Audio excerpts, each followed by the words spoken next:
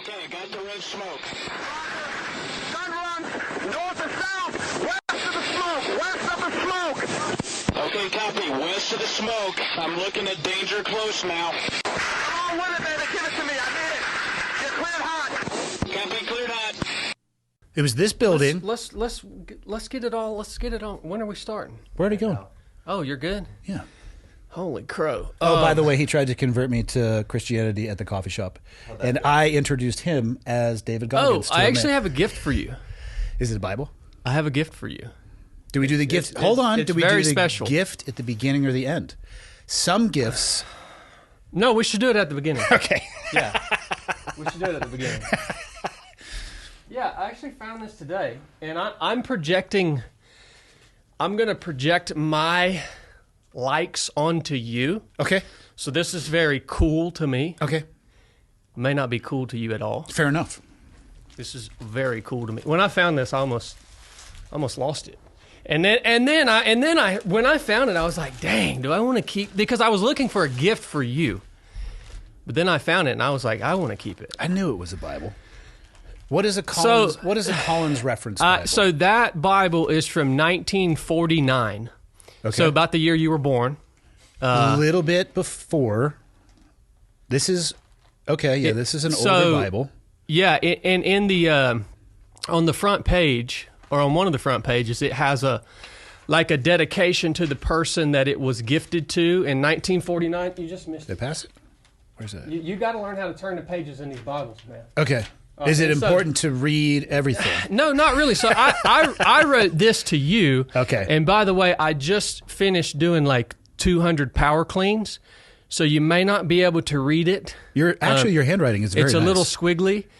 But I just thought that was so cool because that's a Bible from 1949, which is getting pretty old. Yeah. And it's in remarkably good shape. And I don't know, it just, to me, I love old Bibles. And I kind of wrote you a little thing in there.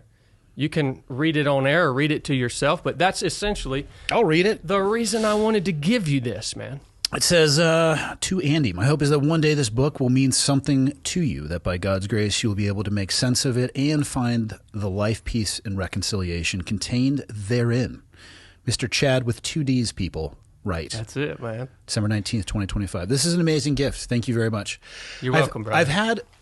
I'll be honest with you, I've had a few people who have stopped me and given me religious-centric gifts and have said largely the same thing. And I hope I'm not putting out the vibe that I am like anti-religious by any stretch, because I'm definitely not. Today's episode of the podcast is brought to you by Black Rifle Coffee. You know what's weak? Coffee made for people who hit the snooze button and complain about the weather. That is not Black Rifle Coffee. BRCC is veteran-founded, roasted in America, and built for people who put in the work in the gym, on the range, or out in the mountains. If you are looking to stock up for winter or grab a solid gift, go with Waken the Neighbors for high caffeine, Beyond Black for something darker, or Atomic Llama, their seasonal roast with a cinnamon and brown sugar that it just hits right. Or Atomic Llama, their seasonal roast with cinnamon and brown sugar that just hits right. This year, BRCC backed organizations that actually make a difference. Folds of Honor, Hunter 7 Foundation, and more. As we head into America's 250th birthday, they are doubling down on the mission. So whether you are running a cold morning workout, sitting in a deer blind, or just trying to survive the family holiday chaos, BRCC has your back. You can find it at Walmart, your local grocery store, or at blackriflecoffee.com. Black Rifle Coffee, veteran-founded, American roasted. This is America's coffee. That's not the vibe at all. Good. I just wanted to make sure that's not the vibe. The thing is, man, is I think that they're and I know you're going to think you're gonna give me a rebuttal on this, man. But like, well, I mean, people love you, dude. Like, I'll speak for myself. So from the time I got out of the Navy in 2019, you were one of the first podcasts I ever started listening to. Do you remember how you found it? So when I got out in 2019, I didn't know what I was going to do with my life, man. I went and bought a lawnmower and a trailer, a 4x8 trailer, and a blower and a weed eater, and I like cutting grass. I started a grass cutting business. And so I would be riding on my lawnmower all day, and I was just like looking for podcasts. And I don't remember how I found your show, but like it was one of the first shows I ever started listening to. And a lot of the things that you were saying back in those days, I have taken them and applied them and also taught them to others.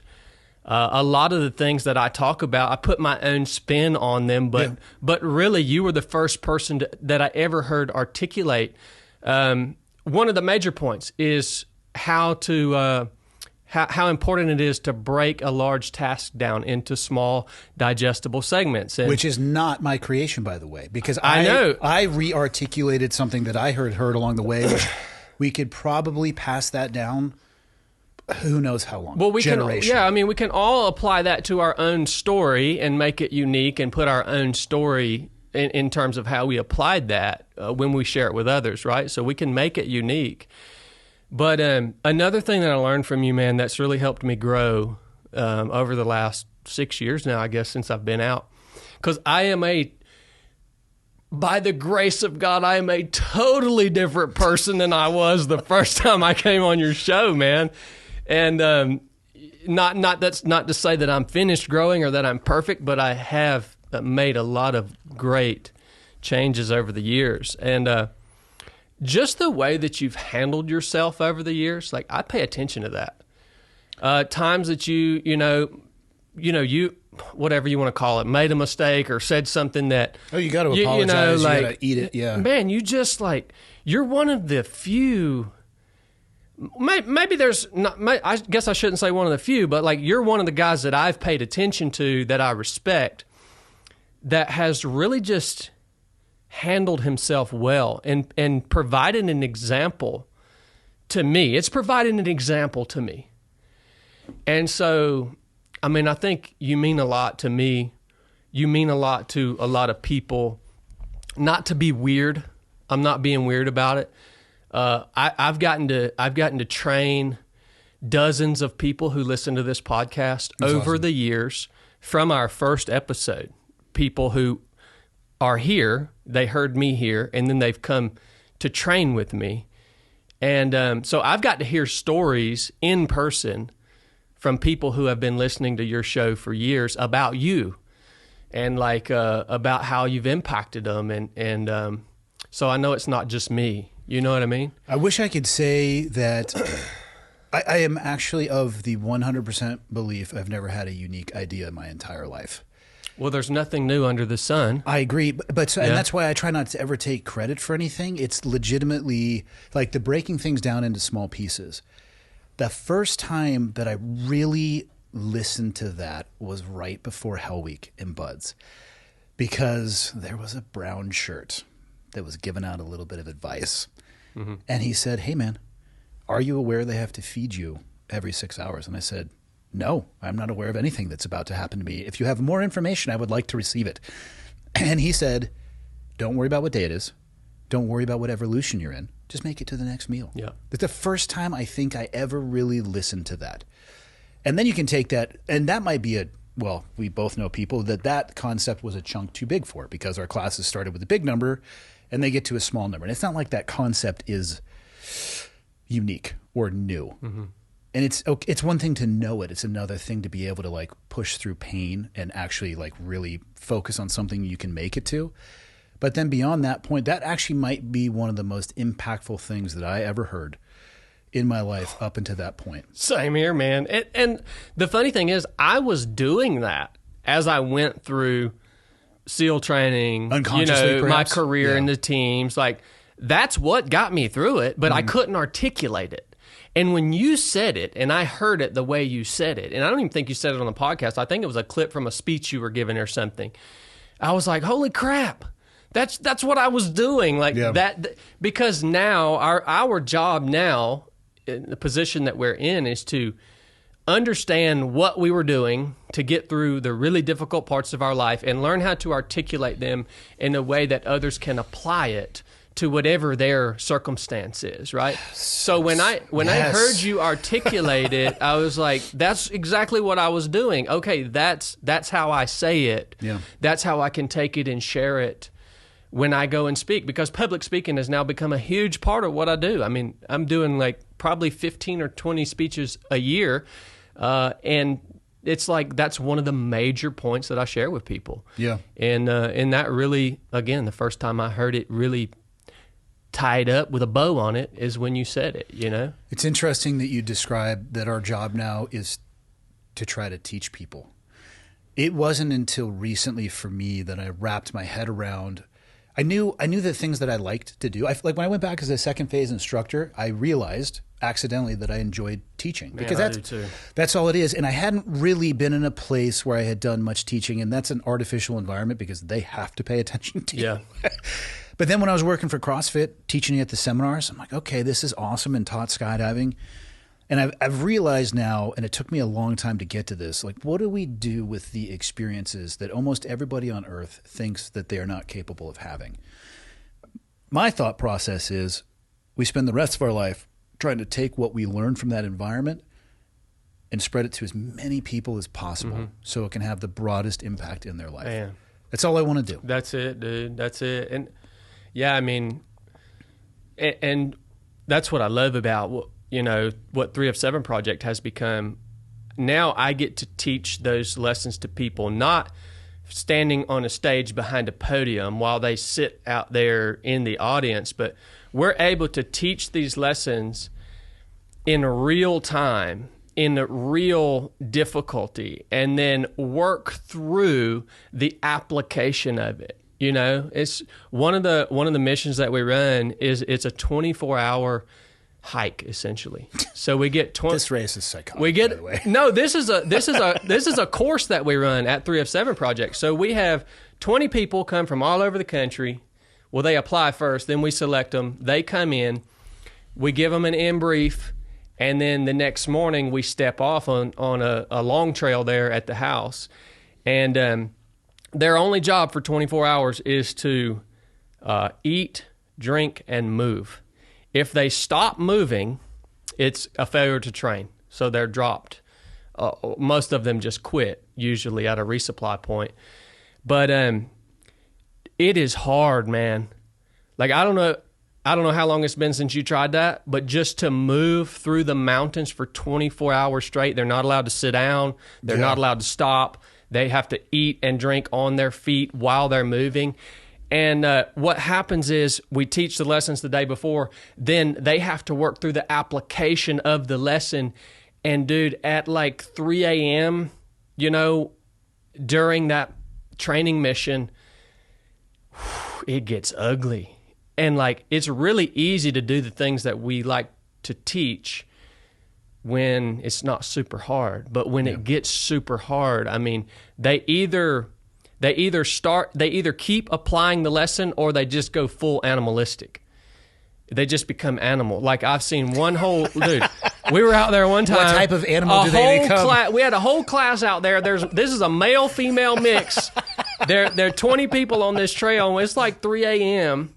And dude, they just started like dropping their drawers and crapping right in front of each other, like on the trail, like they just went full animal, dude. And it's like, well, this is what happens when you can't apply the principles because it got too hard. It got harder than you wanted it to get. So you just said, screw it, I'm just going to survive this thing. You know what I mean? Knowing the path and walking the path are not the same thing, man. That's it, brother. That's the hard part about speaking, right? Is when we share these things with people, it's like, man, it all sounds good to you, but are you really going to take it and use it, you know? Also, don't take it and use it and think it's going to change your life right away. It's, to me, the biggest changes in my life have not been this particular watershed moment. It was a little bit here and a little bit there, and then I looked back in the rearview mirror and realized, oh, wow, I've made a lot of distance. But it wasn't some big broad jump across the Grand Canyon. I've actually failed more in attempting to make these grandiose, huge changes than I have in just kind of focusing on making a microscopic one and not paying like a lot of attention to it. And then I just look back and am relatively impressed with the distance I was able to cover. Yeah.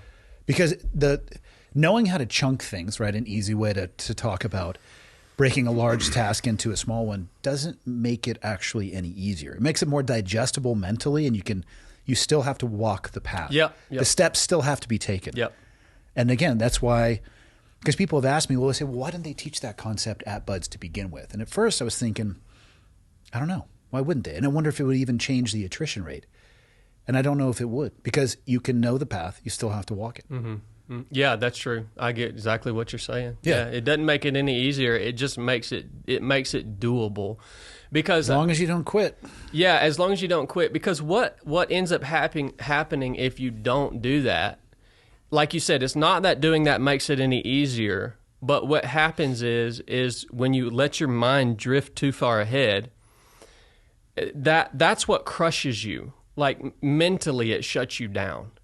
Yep. So that's what happens. Yeah, it doesn't make the task any easier. You're going to feel the same amount of pain, but you're just keeping your mind in the place that it needs to be, which is also constant work. Yeah. Like, how few people are good at even knowing what they're thinking about? I don't even know if I'm good at knowing what I'm thinking about. Really, man? Like, yeah. Maybe in short duration, I'm really good at it, but most of the time, I'm wandering. Yeah, I mean, to be able, in a moment of difficulty, whether it's walking for 24 hours or you're on a big time hard hunt and you got an animal down and you got to climb back up out of the canyon, or you got cancer or whatever, like in a moment of difficulty, to be able to say, okay, now I'm going to be conscious of my thoughts. And when I catch my mind thinking too far ahead, I am going to say no and refocus my mind back on whatever the next step is that I need to take, Yeah. My number one tool as a Buds instructor to get people to quit would be to get them to think about how far they were from their goals. That's it, man. It was more effective than the telephone poles, the boats, the water, the sand, the sleep deprivation. I would say that every single person that quits probably has that moment. Well, the reason I realized that was so effective is, in your class, it might have been different, but I suspect your experience was the same. When people quit, you don't see them again because you continue training and their life takes a left-hand turn or a right-hand turn. It's almost like they die, man. Kind of. And let's be honest, how much do you really care about them anyway? You because can't you care. have a singular forward, you're a locomotive on the tracks. Well, as an instructor, you get to hang out with them. And they're pretty honest, especially if you can approach them from a place of genuine curiosity and not trying to be like, hey, turd, tried real hard, did you? Like, they're already most of the time in tears anyway, right, when they're checking into X Division and all that stuff. So I would go talk to them. And I would just say, what happened? And the resounding theme was, I got overwhelmed, which is just another way for them to say they lost control of what they were thinking about. And they started thinking broadly instead of narrowly. And then I realized that and said, oh, that can be weaponized. Yep. 100%, man. Yep. We have a film on Amazon Prime. It's called Just 1 Mile. And it's about one of the last man standing races that I won. And you'll get to see me do that, weaponize exactly what we're talking about. You'll get to see me weaponize it in real time on that film. When it gets down to me and this one other guy, it's exactly what I did, dude. Yep. I convinced him that I was some sort of machine and that I wasn't feeling any pain. And I convinced him of that. And then I got him to think too far ahead, and the dude literally starts crying. Yeah. And this dude's like an established ultra runner with fastest known times on really difficult. I mean, he's an experienced ultra runner. But you're exactly right. I mean, in a race or something, a lot of people look, man, a race to me, like, that's the one time I get to come off the leash, and everybody turns me off the leash and they don't hold me accountable, and I can be really, really mean. And so I love doing that. But that's just an example of what you were doing to the students that needed to go away in SEAL training. People have been critical of the fact that I weaponized it. And I just take a moment to remind them what that job is selecting for and what the real world execution looks like. And they usually will stop the criticism at that point. Because the reality is, there's a good chance I might have saved their life. Yes. You that's a possibility, and you surely saved them a lot of wasted time. Or somebody else's life. Because the real world environment of that job is not the place to have the realization that you are unable to do the small steps regardless of what is going on around you. Well, and that weaponizing that tactic also, that's not going to work on someone who belongs there. I would agree. Like, that would not have worked on me. I mean, I can say that with complete confidence. I could see that in the eyes of the students because, so I never yelled a single time when I was an instructor. I would just go up and I would talk with them. Which actually, that's the worst, dude. So I didn't realize that at the time, but many students told me that afterwards. They couldn't figure out, because you know the deal. There are the caricatures. There's the instructor who is homies with the students. There is the unhinged T1000 yelling all the time. And I didn't mean to be, but I guess I was just kind of down the middle of the road just talking to him. And they couldn't, I'm like, is he serious? Is he trying to get information from us? And the answer is yes, both. I was trying to get information, but I was also being serious because two things can be true at once. But I would just go talk to him. And I would talk to him like Monday morning, hell week before the sun comes up. Like, man, it is cold out. How long do you think you can be cold like this? It's only Sunday night. And of course, like you're setting your watch to the wrong day.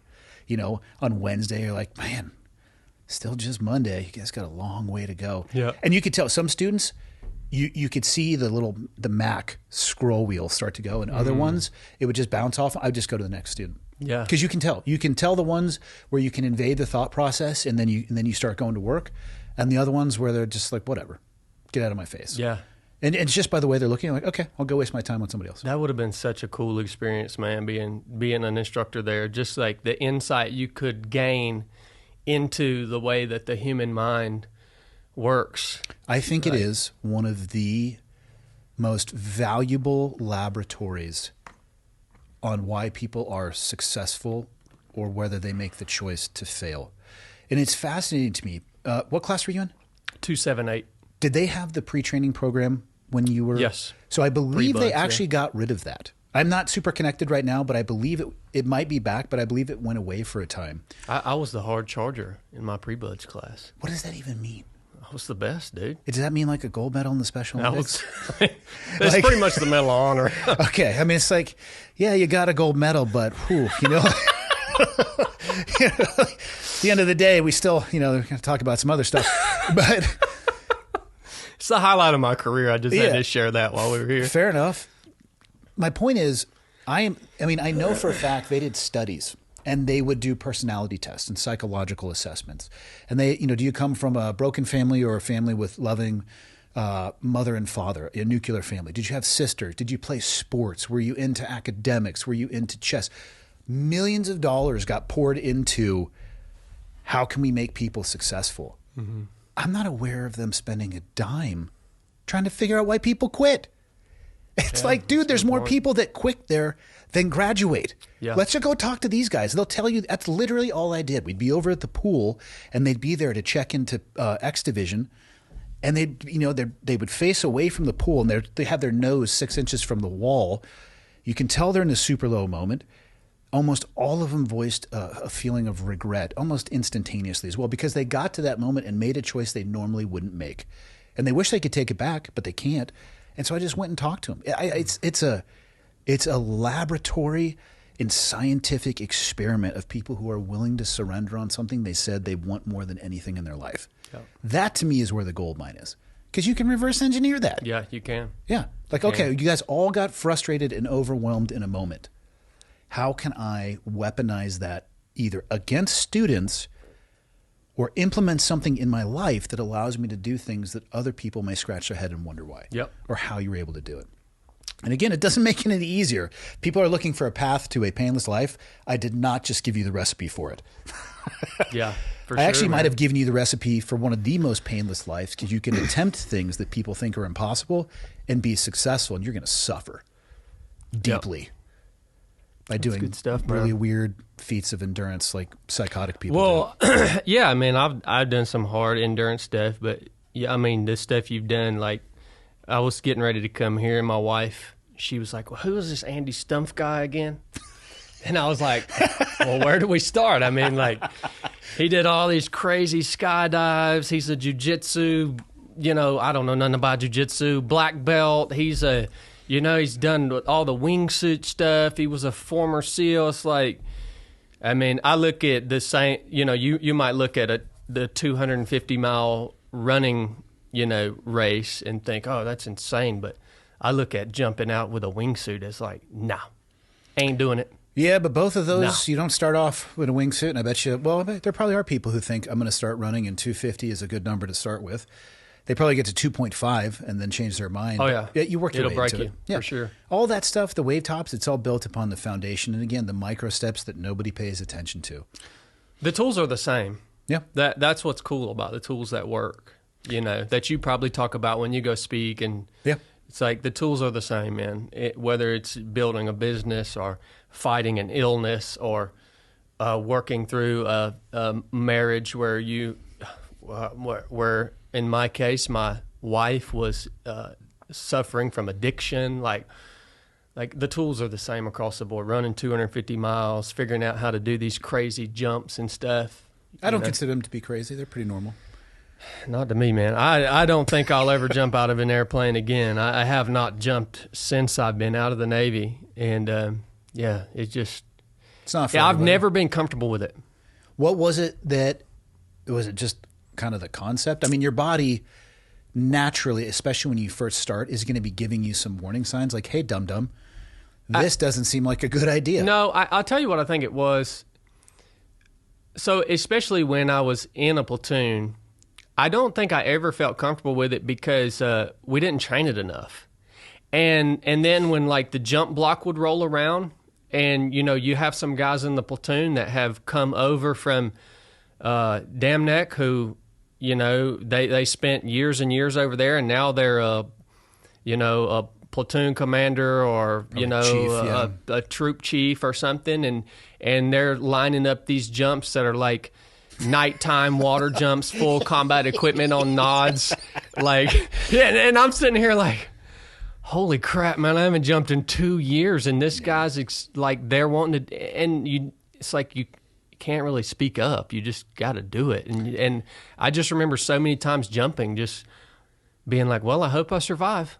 Yeah, and that's not a great headspace. And the reality is, too, military freefall has been used so infrequently because it's really dangerous. It might be the most dangerous thing you do in that cycle of that evolution. And if a military freefall operation comes up, it's going to JSOC. The fact that they are trying to push the conventional teams to get to that level, like you said, if you go 2 years without jumping, no. You might be able to take a platoon and exit an aircraft in flight and link up on the ground or in the water in the daytime successfully. Yeah. There are elements at JSOC units that are hypercurrent, jumping all the time, specializing in that. Yep. If we're going to make sushi, let's hire a sushi chef, right? You don't bring a line cook in for the... I never felt good about it, man. I never felt prepared, I guess not properly trained. I guess just not trained to the level that I felt like I should have been trained to. I guess I just left a bad taste in my mouth. So I just... That's fair. And same with diving. I never felt like I was effective at diving. I got to the point where I was like, man, I should have been a Green Beret. They have dive teams too, buddy. I know, but it's not everybody, We were working with these guys in Tunisia, and they were Green Berets the first time I'd ever really worked with them. And they were just telling me about their job, and it's like, yeah, we don't ever have to get in the water. We don't really jump. We just, we're always humping around the mountains. And I was like, dang, that sounds really good. Yeah. But, yeah, I took an odd path, man. I took an odd path, especially when I went to take the PST to get a SEAL contract, I couldn't swim. Really? Literally, my wife had to teach me how to swim at the aquatic center where the PST was at. We would go a little early, and she would she started teaching me the breaststroke. Did she put floaties on you? No, but you could touch. Missed opportunity. Well, yeah. She would have got a better laugh out of that. But yeah, the first time I took a PST, I could not swim one full length of I guess it's a 50-meter pool. Probably, yeah. I couldn't swim one full length without stopping, touching the ground, and getting my breath back. Isn't it exhausting when you actually getting in the water when you don't know how to control yourself or the medium? It is exhausting. Yeah, it is. It is. It's one of the hardest things to learn. Doggy paddle is different than trying to do a combat swimmer side stroke or a breaststroke where you got to put your head in and out of the water. For sure. So speaking of your wife, I saw an Instagram post recently. Some changes in your family are upcoming. Yeah. We got one in the oven. Tell me about your thoughts on that. Man. The last time we sat down, I don't think I asked you directly, but I feel like you probably would have said, no, not likely no, we to never, happen. it was never in us to like desire to have children. Even, well, I don't want to say even now, because obviously we did decide to have a child. It's not born yet. Yep. But yeah, I mean, I guess we just got to the point. My wife, she's wiser than me. She was like, look, if we're going to have a child or try to have a child, we have to try now because we're getting old. And I guess just facing up to that reality and thinking, what are we going to miss in life if we don't at least try this, you know? And we tried, and Brooke got pregnant really quick. Mm-hmm. And when she told me she was pregnant, I got really excited. Like, she came home with a pair of little baby Crocs, you know? And I was like... Were they camo? Yeah, they were camo. And so, like, something flipped in my head, and I was like, oh, this is awesome, you know? I don't know what flipped in my head. And then we lost that baby. Like... As horrible as I don't that know what it is, like 8 weeks in or something like that. I'm not going to say it's incredibly common, but it's not uncommon. No, that's what I was reading about it. Yeah. It's a lot. It's a lot of times that happens, but I didn't realize like how hard that was going to be, man. I did not see that coming. But like there was a spell there where my mentor that kind of helped raise me, who I talked about that a little bit on the episode with Joe, but like I abandoned our friendship, and like he came down with pancreatic cancer, and his name was Don Tidwell, and he just poured so much into me, you know. Man, I think back on the stuff I did, and I was such a terrible person. But what led you to abandoning him?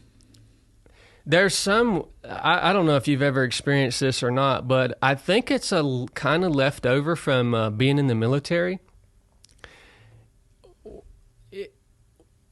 I really want to focus on, I'm usually focused on something in life, like some sort of goal. Yep.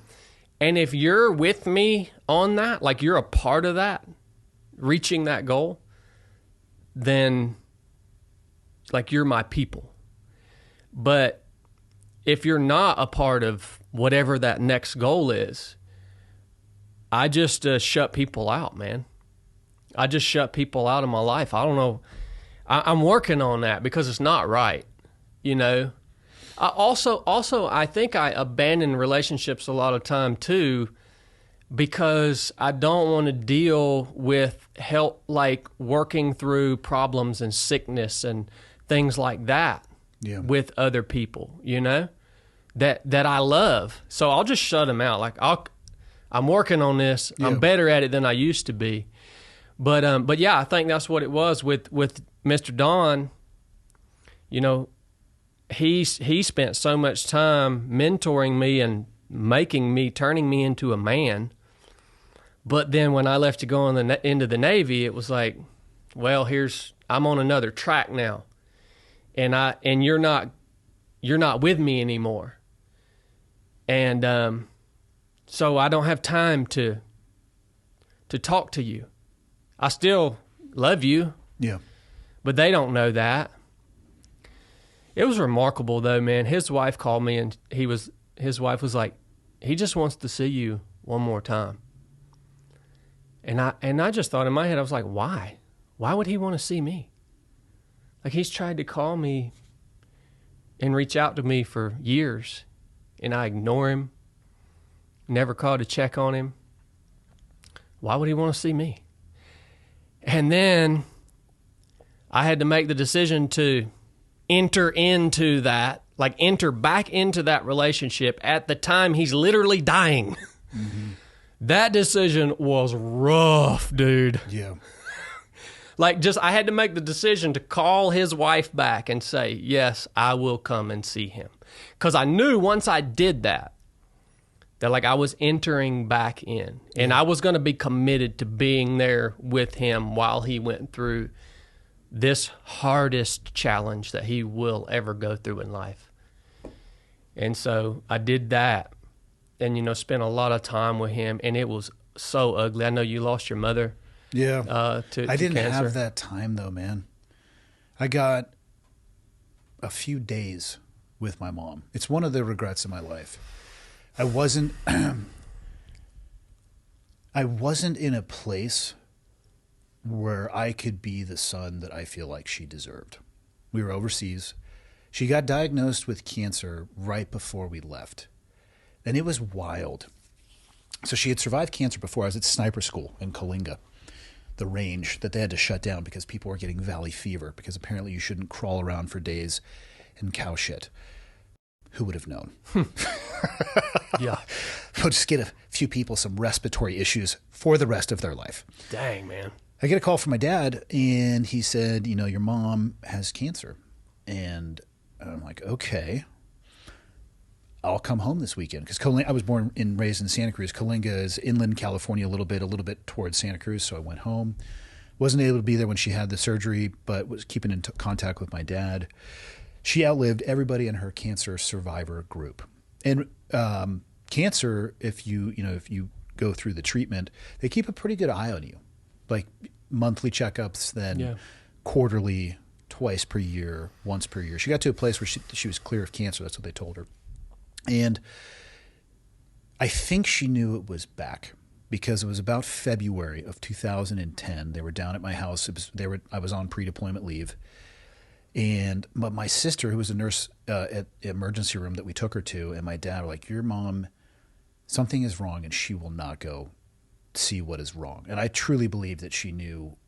I actually believe that she knew it was back, and she wanted me to get out the door and be on my way overseas before finding out that information. So, your handwriting is actually very neat. The single neatest handwriting I've ever seen was my mom's. It is. I have some of her journals. Dude, I couldn't write that precisely if I tried for a decade. And she was writing a shopping list for spaghetti. It was the first time I'd ever not been able to read her writing. She was sitting out on a wall in our yard in the sun because she was trying to get warm. And I looked over at her and I said, Mom, we're going to take you to the hospital. And she just looked at me and said, okay. And then later that day, chest x-rays. I used to think, actually I was mistaken. I used to say it was non-smokers' lung cancer, which it actually wasn't. It was the cervical cancer that she originally had that metastasized into her lungs, which the survivability, still not great. My sister was in the room when they started reading the x-rays, and she's not a radiologist, but she saw enough of the gray areas. So I remember her coming out. We were at the hospital in La Jolla in the emergency room, and I saw my sister come out, and she kind of made eye contact with me, and I met her in the hallway. And she's like, I'm not a radiologist, but there are masses in Mom's lungs. I was like, okay. And then my dad saw us talking, and he came over. And for me, I'm a little bit more of we're going to take the Band-Aid off on this one. I was like, Dad, cancer's probably back with Mom. Like, she'll get specialized tests and all this stuff. So I left a week later. Yeah, I remember hugging her. They were staying at my house. Hugging her at the stairs. I think I made it around the block before I had to call over. Just could not see through the tears to drive into work. And then again, I was trying to get out when my kids were asleep. Both of my sons were waiting for me at the bottom of the stairs. Rough. And my daughter was in a crib at the time. I remember kissing her goodbye. Go on deployment. Kind of keeping in contact. She was always in emails up, hey, how are you doing? What's going on with you? Then I would get emails from my dad and my sister like, she's going, through chemo, all that stuff. That's the classic, losing weight, not getting out of bed, feeling nauseous, no appetite, all this stuff. Fortunately, my dad has been making pot brownies for years, so he was really giving her some zingers to try to bring the old appetite back. Yeah. Especially when she entered hospice, he would just get her so stoned and put her out on the little balcony out by the window, and she would just sit there and watch butterflies and bees and stuff, and hopefully not be in pain. But it got to the point where they sent a Red Cross message over. Started my journey home, got home. She entered into I saw her in the hospital when they were releasing her from the hospital to put her into hospice. and had to bounce back and forth from San Diego a few times. Only got to spend a few hours with her. But, dude, I was in overseed mode, binary, black and white. What needs to be done? Let's go.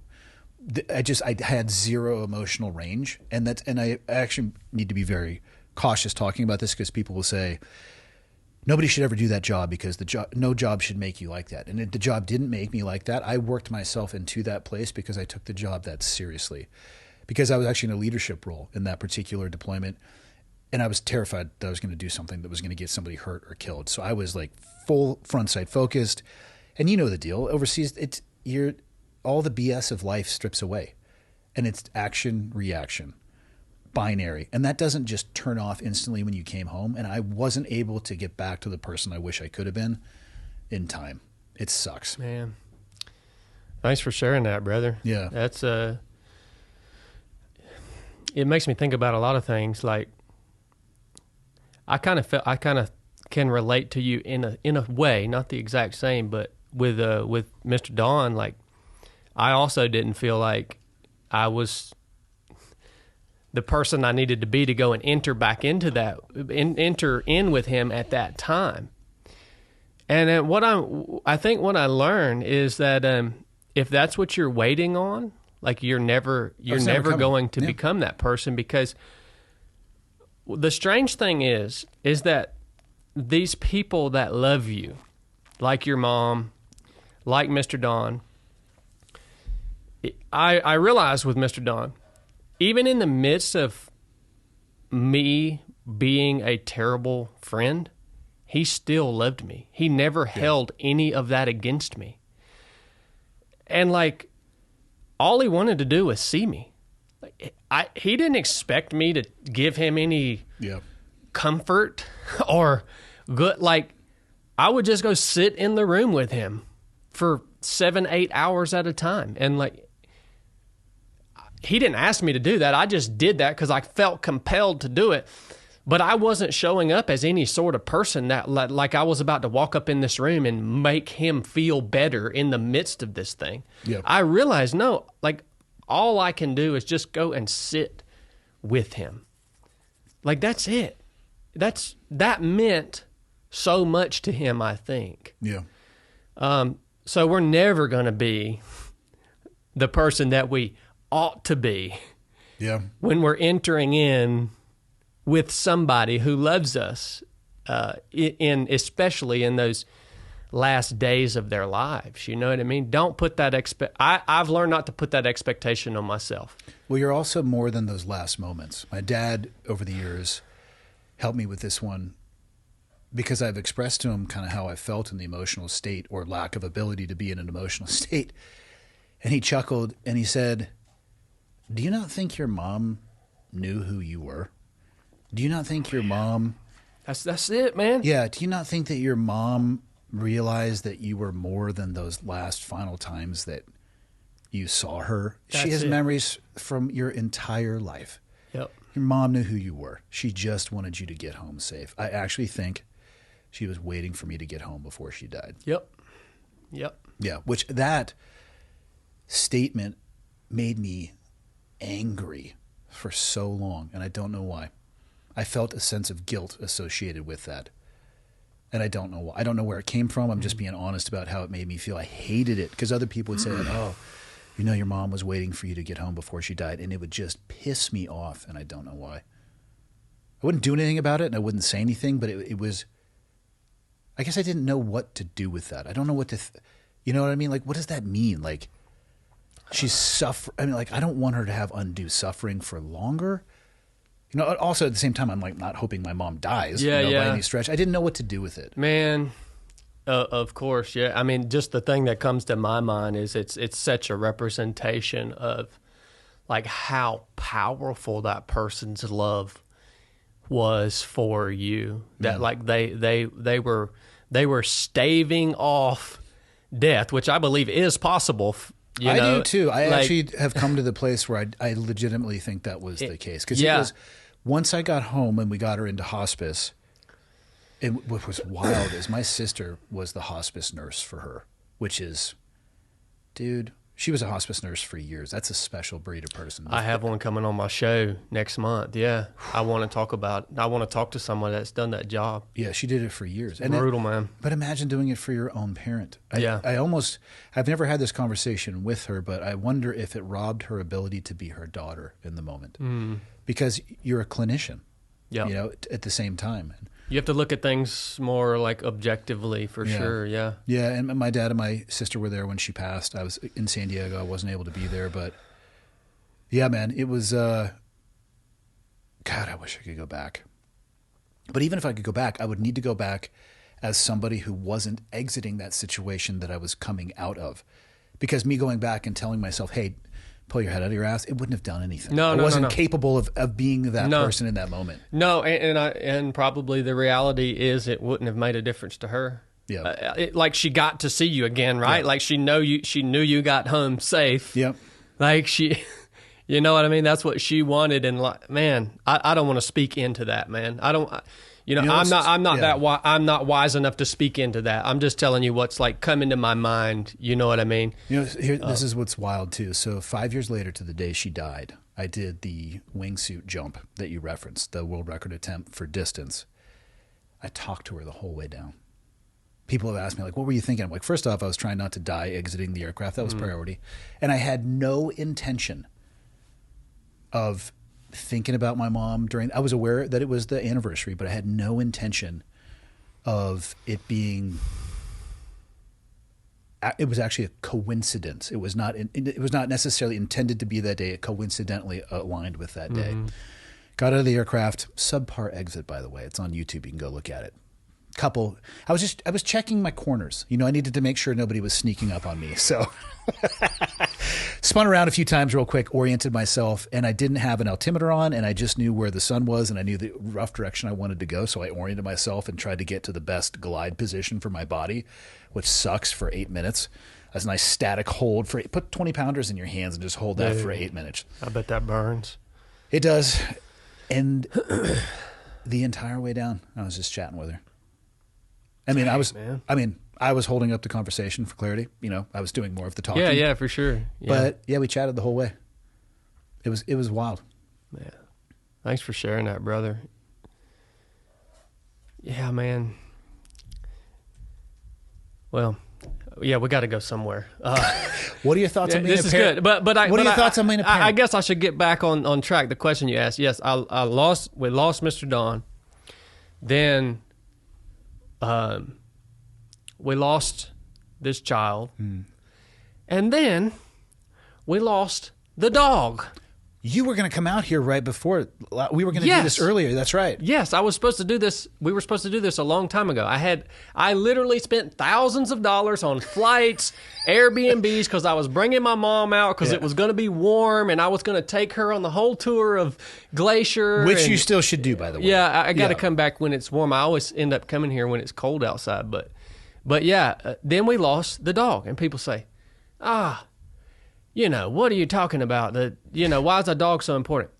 Look, man, maybe you don't get it, but this dog, we got this dog when my wife and I, when we were still she wasn't in the Navy. I say she was because she was married to me while I was in the Navy, so it was like, fair. I know exactly what you mean. Too, it's like, but my wife, when she was in the worst period of her active addiction, had this dog. I was on deployment, and this dog saved her life on multiple occasions, because when she would take drugs, she knew she couldn't, if she overdosed, she wouldn't be able to get up and let the dog out.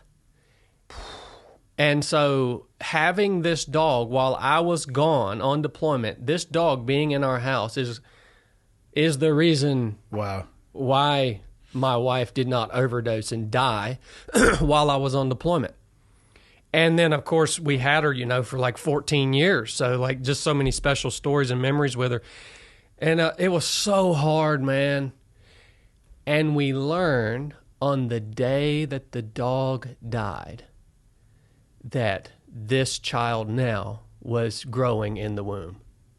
Wow. The day that the dog died, we learned about this child. It was just like, dude, it was like it was like a month and a half or 2 months of serious grief. And I avoid grief like the plague, man. But I've come to learn that, man, there's so much just richness in that grief. It's even hard to put words to it, but like there's so much growth in the midst of that grief, especially when you have people around you who are grieving with you. And it's changed my life, man. Like that little couple months window, experience all that back to back grief. It has changed me, dude. And it's made me actually, it's made me unafraid to run toward grief. I can't say that I want to run toward grief. Yeah. But when I see that the opportunity is there, it's made me unafraid to run towards it. Because one, I understand that I can bear it. And two, I understand that it's changing me. It's making me more like Christ, which is the ultimate goal of the Christian life, is sanctification. And that's one of the most descriptive phrases about Christ, written hundreds of years before he came to earth, is that he was a man of many sorrows and well acquainted with grief. And that was his life on earth. And so I don't know how we can't really be Christ-like without even experiencing deep grief. It's interesting, too, because you think most people or this is a judgment. I see a snap judgment, which might be wrong, and I've only thought about this for about 3 seconds. But it seems like the goal of a lot of people's life is to chase pleasure or joy or accomplishment or things. Yeah. Maybe the essential part of actually achieving those things or appreciating them is the value that you're talking about, that grief. Because if you don't find that and you don't learn from that and grow from that, how could you ever properly appreciate the things that you do have? It really does make a difference along those lines, for sure. And I mean, obviously, I don't want horrible things to happen to people in their life. Spoiler alert for everybody. If it hasn't happened yet, it's going to at some point. Like, it's unavoidable. I mean, maybe the move is you walk into it headlong to the best of your ability and just face it head on, you know? Yeah. And I don't think we as human are ever going to want to do that. Like, I just don't want the listeners to get this twisted and think that I'm saying that I'm searching for opportunities that are going to cause me grief. That's because what I took from it. I'm definitely not searching for those. But I know that they are coming. Yeah. And instead of running from them or trying to just halfway experience them, like, no, let's enter into the throes of it, because it's here. Yeah. And it does. I mean, you sit with a dying person. Not only do you see a whole nother level of strength and resolve, and for Mr. Dunn, he was a faithful man. He was a multimillionaire, but he never learned to read. It's an interesting path, probably a hard journey. Yeah, he was so brilliant. He was brilliant. He was a builder. He could frame houses, and he came up with like his own way to do math. No one ever taught him math. Yeah. But he could like do these angles and cut things to perfect specifications and build these magnificent structures and like custom homes but he was a faithful man, even though like I got to read the scriptures to him. Oh my gosh, dude, it was so powerful, man. Like, but yeah, you learn a lot of stuff from them, and you learn a lot about the value of the days that you have left, after they're gone. Yeah. So yeah, it does. And with the child, it's like losing that child. Well, now it has made me value the one that is growing now in the womb. When's your wife due? To a higher degree in May. What do you, are you excited, scared, nervous, frustrated, like all the things? I think it fluctuates. Yeah, I mean, I think it fluctuates, man. I mean. Have you read the book, What to Expect When You're Expecting? No. You Good. recommend it? I mean, sure. if you got some off time on a flight. I read every kid's book that I possibly could before my first kid. And sure, some of those things happened. Mm-hmm. Most of it you figure out along the way. Yeah. I bet, man. I mean, I feel prepared. Yeah. I do feel prepared. I mean, thank you, Lord, that I didn't have children in my 20s. How old are you now? 37. I, for clarity, have never had a kid. My ex-wife had our first child. Yeah. I was involved in the process, and then my involvement was short in the total time span of what occurred. But 25? 25, yeah. Dude, I was a kid myself. That would have been tough, man. 25, 27, and then 30. And I mean, man, even at 30, I don't think I was prepared. Yeah, and you were still doing the job. 100%. Like, yeah. You know, it's amazing that I have the utmost respect for men and women who have children while they're on active duty. When I got back from getting hurt when I was at the East Coast, I flew from Germany to New York. The command aircraft came and picked me up in New York, got off an NAS Oceana. Stairs come down. My ex-wife was there with my oldest, who is now 22, in a stroller, pregnant, as I got off the plane. Wow, man. I don't know how you did it, man. I don't either. I mean, I look back. Poorly, probably. I look back on my life and I'm like, I don't think I could have done that, because I do. I feel prepared now. Yeah. Like, you know, we've been responsible financially. You know, 3 of 7 project has been established and it's thrived across the years.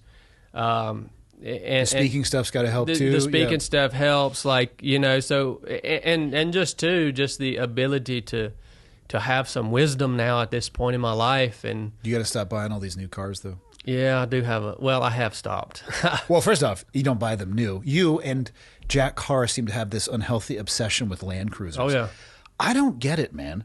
I can appreciate that they're very capable. You like the square, boxy look? Like that turns your screws for you? It does, yeah. It does. Man, it is, to me, I mean, again, I can have some level of appreciation for it, but I look at some of the pictures you guys post, and I'm like, this is... Well, it's the same as art. I mean, you're going to see you're going to see something that like catches your eye that I'm not going to be able to appreciate. I mean, I think a vehicle, especially older vehicles, they're sculptures. It's artwork. Yeah, and so fair. Yeah, there's different tastes in art for sure. You guys got a unique one. Like I said, I have an appreciation for how much you appreciate it. But I'm like, man, have you checked out the all-electric F-150, Chad? Because I don't have an appreciation. That's a joke, by the way. Don't you ever buy one. I'll never talk to you again. I think they're actually stopping their whole program. Ford yes, is stopping which people their are up program. in arms. And I'm like, hey, guys, just so you know, that's really good for the shareholders. Not that I own any shares in Ford. People would say, why would they do this? Because they want to stay in business? Yeah. It's not selling I as think well? the electric car thing is a fad. I think I could be wrong, but... Yeah, I'm a car guy, man. I just think that's a fad. Do you like how they ride? Is it the look of the Land Cruiser, the capability, all of those things put together? It's the look, and then it's just the experience of like you have to drive it, and it's clunky. And, is it manual? Yeah, it's manual, and it makes weird noises, and two, I like to hunt out of mine. So it just enhances the experience of like you're hunting out of something old and it's been restored, and I don't know, I just like that. Like the old Bible, like I like old stuff. I don't know what it is about it, but it enhances the experience. So yeah, I went a little haywire on buying cars there. At least for a I was while. joking though, because at least they weren't new. You're probably getting them at the value that they are. If you really want to invest in something that's not going to pay off, just start getting cars off a new car lot. Oh, I've never owned a new car. You don't want to own something that the second you drive it off depreciates 30%? Nope. I have never in my whole life went to the car dealership and bought a new vehicle. I do. That is something I want to do one day. What would it be? So my favorite truck on the market right now is the brand new Toyota Tacoma TRD Pro. Okay. I wish they wouldn't have did a hybrid engine in it because, again, I like gasoline. Like, I like the sound. I like that. You could solve that aftermarket. I mean, that's a huge project, but you could solve that. Yeah, that's my favorite truck on the market. I like the new truck. I like the new body style and the way they, again, it's like art to me. Yeah. So that's probably what I would get if I got a new one. But they changed the styling. Like just 3 years ago, I hated the way the Tacoma looked. In 3 years from now, they'll change it again. Exactly, Yeah, and it'll probably be ugly again. But it is weird to see them. Almost the current models now are almost going back towards a little bit of the boxy versus everything is rounded and a little alien vehicle-ish looking. We talked about that on my podcast the other day, how that's happening. Like, as I'm sure you've seen this, like as we progress, we've got to a point where everything it has become like really plain and utilitarian. Architecture, vehicles. Yeah. I mean, you look at a Tesla, it's like, it's just so plain. It's just everything's utilitarian. You look at, I saw a picture on Instagram the other day of a McDonald's from 1980 versus a McDonald's from current. And it was like the one in 1980, man, it looked fun. It looked like Disneyland. Yeah, it was like crazy lines and colors and all this stuff. And now you look, and it's just gray, and all the lines are straight, and everything's utilitarian.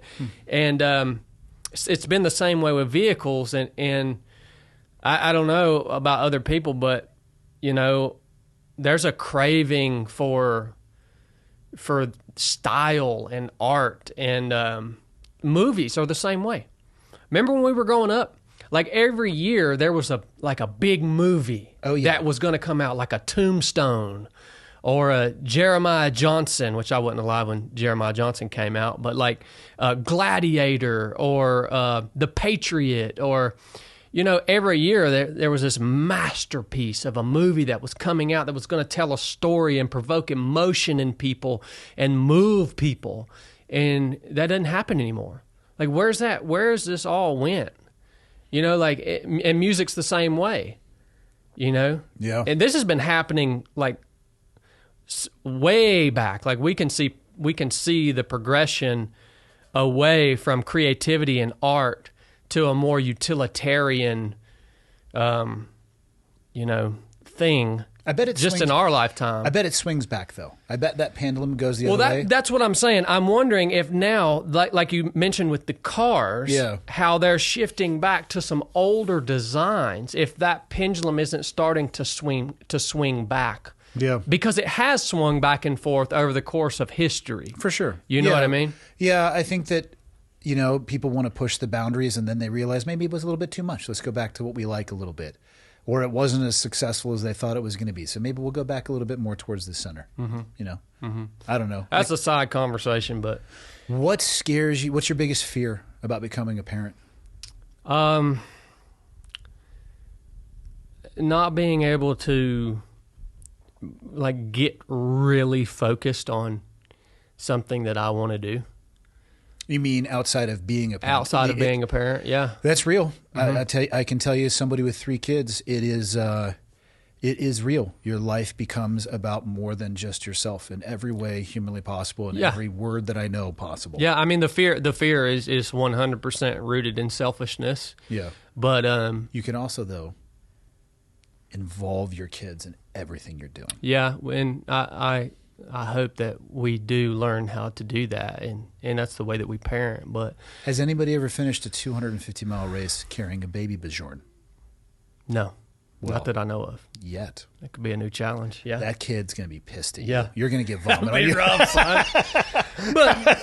but man, I really thrive on being able to pick one thing, and get really good at it and just focus on it. And there's something, I'm at a point in my life where I kind of don't have that thing right now, and I miss that. Like, I want to fight.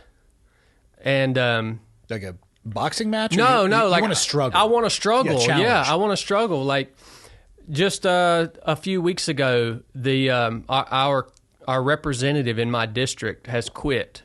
Marjorie Taylor Greene. She announced she's going to bail in January? Yeah, in January. So her team reached out to me, and they wanted me to run to take her spot. Really? In Congress. And there is nothing in me that wants to be a congressman. I was going to say, I don't know if I want that for you. But what appealed to me was like, here's a fight that I can. What if you win though? I can go to town here. I mean, I think we could have definitely won. But I guess the point I'm trying to make is I love that to be able to enter into something that's like, okay, this is a battle. This is something that's going to be hard. This is new. I don't know how to do it. People are going to be attacking me, and I got to get smart, and I got to learn, and this is going to, just consume me. I really thrive in that. How did you feel that Miss Green served your district while in Congress? I don't pay no attention to it. I don't. I mean, look, man, I've made fun of her for years. I want to have her on my podcast, and I actually reached out to her and asked her if she would come on my podcast, and she said no, she wouldn't come on my podcast. And well, that's just rude. I was going to tell her, I was going to be like, look, Marjorie, I know I've said some really mean things about you. Well, she's done some really dumb stuff. But I was just fooling about. Of course. I didn't mean any of that. It was funny, haha. Yeah, man. I was really drawn to that. I was seriously considering that. Like, that decision has consumed my mind for about the last month. Yeah. And you learn a lot when you start seriously considering it, like about the process. And you're working with these people who are the people who know the system, who you need on your side to actually even just run a campaign without getting sued and losing everything that you have, your possessions and your personal wealth. And like you begin to learn that truly that position is not available to the average citizen. But yet it is portrayed as the average citizen who's risen up and fought their way and then is there to serve their fellow citizen. Yep. You actually can. This is kind of in a broad sense the conclusion I came to. I could not go and do that without becoming the person I hated. Like even at the first step was going to cause me to compromise. The very first step, to compromise on me being me. Yeah. And it was really frustrating, man, like to come to that realization. And I actually found myself being full of hatred toward other politicians. And that's not good. Like I found, clips would pop up on Instagram, and I would be, when you start to learn a little bit about, I mean, we didn't even get to peeling this onion back. I mean, this is just talking about what we have to do to run the campaign. Yeah. And realizing that you have to either be independently wealthy or that you have to have people backing you who are independently wealthy, because you enter into this campaign and you're going to have about $13,000 to $15,000 a month that you have to pay just to have lawyers on retainer, because people are going to immediately begin suing you. And so when you realize that, like all of these people now that you see who are congressmen or senators or whatever, and I really shouldn't use the word all, because I don't know all of their stories. I don't know. Okay? But you start to be like, well, okay, I'm starting to understand what they had to do to get to that position, even on a very basic level. And it made me start to hate them. And then it also made me start to hate the people who believed them, like my fellow citizen. Yeah. And I was like, I got to shut this down, man. Like, I can't, no. Because I have no political allegiance. And I would have had to run as a Republican to have a shot, and I would have had to been tied in with that party. I think the only way that I could do this, and I actually thought about doing this, I actually thought about filling out, I'd have to raise $5,000 and then fill out the paperwork to put my name on the ballot. I thought about putting my name on the ballot as an independent. And then I thought about taking the $5,000 that I raised, which I could raise in 30 seconds, and buying $5,000 worth of the political signs that says Chad Wright for Congress, don't vote for me. And just spreading those all throughout my district. But I actually might still do this. And so that would be my campaign slogan was Chad Wright, don't vote for me. And then just literally go off the rails and be myself. Because I'm pretty unhinged, dude. I mean, I've noticed. That's the reason. I appreciate it. My following, especially on my podcast, it goes up and down because I say something that like a lot of people really like, and then I'm like, dang, I got to say something like that's going to piss everybody off again. What do you go with when you're in that moment? What's been the biggest one for you to lose? I came out. Well, you come out against Donald Trump, Yep. you're going to lose a lot of people. Come out against white people, you're going to lose a lot of people. Or say anything positive about Jews, you're going to lose a lot of people. So you do any of those three things. Wow, that's a real buffet platter right there. Yeah. So like the other day I did a video about the whole Dan Kremlinshaw and... what did you say, Kremlinshaw? Crenshaw. And Sean Ryan, the whole thing that they got going on. And it got like 500,000 views in like 2 days on YouTube. And I was like, son of a gun. So the very First off, from here on out, it is Kremlinshaw. Yeah, for sure. Yeah. And so then, that just, I start itching when things, people start to like me too much. And so the very next truck talk I made was, came out against the old whites. And, probably less views. Maybe different comment section. Less views, but it knocked my subscriber account back down to a reasonable. That's good. A Keep reasonable it in check. growth. Yeah, you don't want to get out of control. No. And then the very next one, I came out and I said, well, did you know that it is historically a rise in anti-Semitism is a sign of a declining nation or declining society. Yeah. And so that one knocked my following way down again too. So I like to keep Well it done, balanced sir. out. Well done. I did like the truck video about Dan and Sean because Oh, thank you for watching. yeah, I'm helping with that. I'm going to go back and watch those other ones where you lost people. We get those numbers and counts back up. Yeah, you come out against the old whites, man.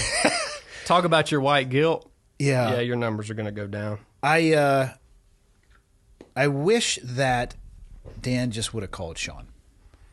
You can get if you come from that community, it would be 2 phone calls, 2 text messages, and you'll get somebody's phone number who used to be in that community as well, right? Yeah. Like we can get each other's phone number if we need to. There's groups that you could even message, like, hey, somebody please direct message me. Like, the public spectacle and theatrics of that, my words, not necessarily either of theirs. I don't get it, and I don't see how it helps anybody. I don't see it helps the community at all. I don't see how it instills trust and integrity in the veteran community. I just don't get it. Man, it's one thing after another, dude. It's yeah, no, I don't get it either, man. But this is another thing I learned about politicians. You have to essentially become a prostitute. Well, if you have multi-million-dollar backers, and then that's the way to do it, I feel like you have IOUs lined up the second you get into office. You have to sell yourself to either the people who are, well, we're really both, to the people who are backing you and then the people who you want to vote for you. So you have to become essentially a prostitute. And so when someone like Sean says something about someone who's in politics, like the reason the person in politics can't just shrug it off and be like, whatever, dude, because that's the reality, right? People are going to say bad things about you. They're going to make up lies about you. Yeah. It's going to happen. Okay. For me personally, I don't give a crap, dude. Like, I don't care, man. Like, people have said all kinds of bad crap about me. That was true. About things that maybe I hadn't talked about publicly because they didn't make any sense to me in my mind. So why am I going to talk about stupid things I've done if they don't yet make sense to me? Like, you talk about the stupid stuff you've done once they make sense to you and you see how they fit, and then you can share them and learn and grow and take the lesson from them. But it's like this, look, man, who gives a crap, dude? Yeah. But as a politician, you can't really do that because if your image is tarnished, you can no longer sell yourself. So Yeah. it becomes a really big issue, which I'm sure is what the whole lawyer thing too, man. We are so, what do they call it, litigious? Mm-hmm. It's unbelievable. Like that was one of the things when they asked me to run. I was like, I had no idea that people were going to sue me. Because did you know that if you enter a campaign and somebody else that you're running against in the district that's running against you, like me, I have a platform. So if I leverage my platform to help the campaign, the people who are running against me can sue me for having an unfair advantage. Really? Yes.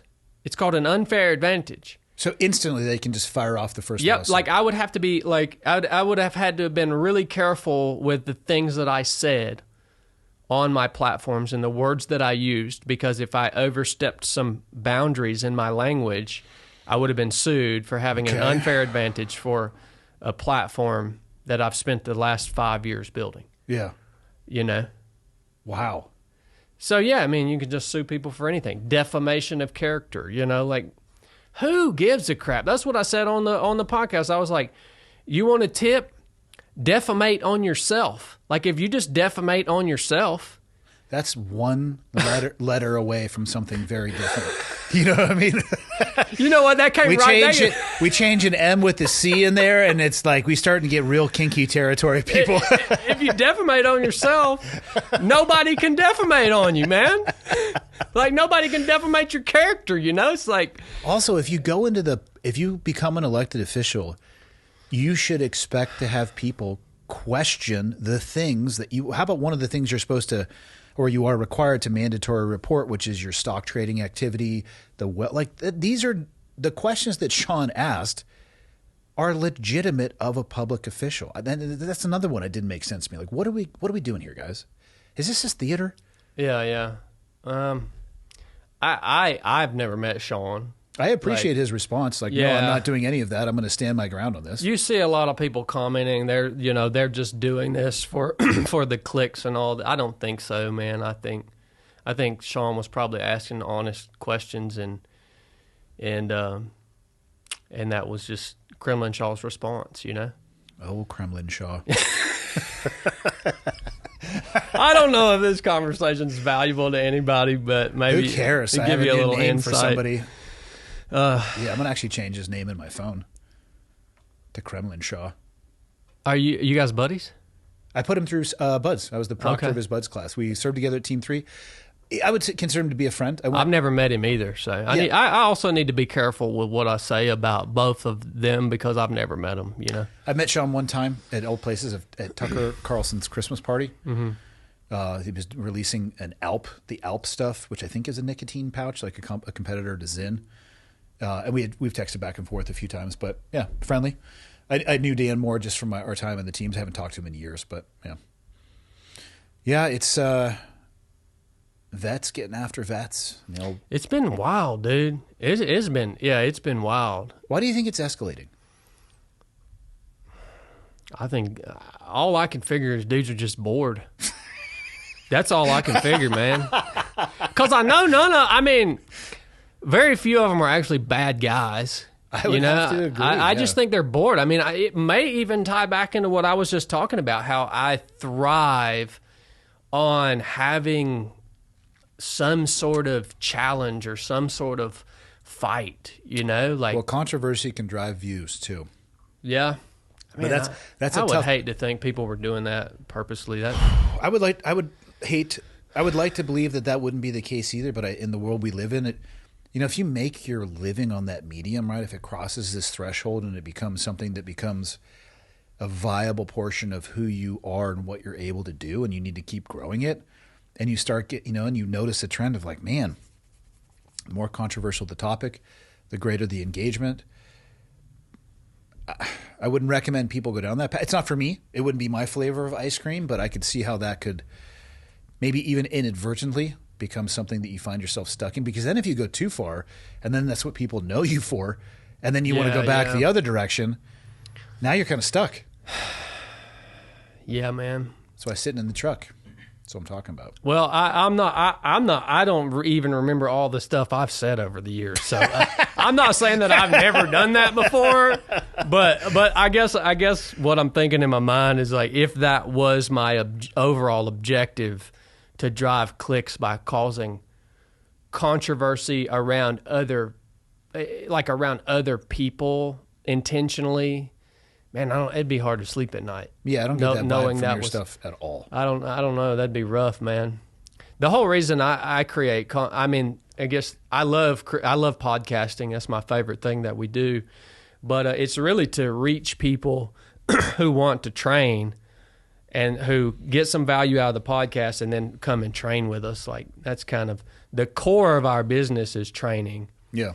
And I've got to spend real time and suffer with thousands of people in real life over the last 5 years. And yeah, I think all of our content is that kind of the foundation is to reach those people, Yeah.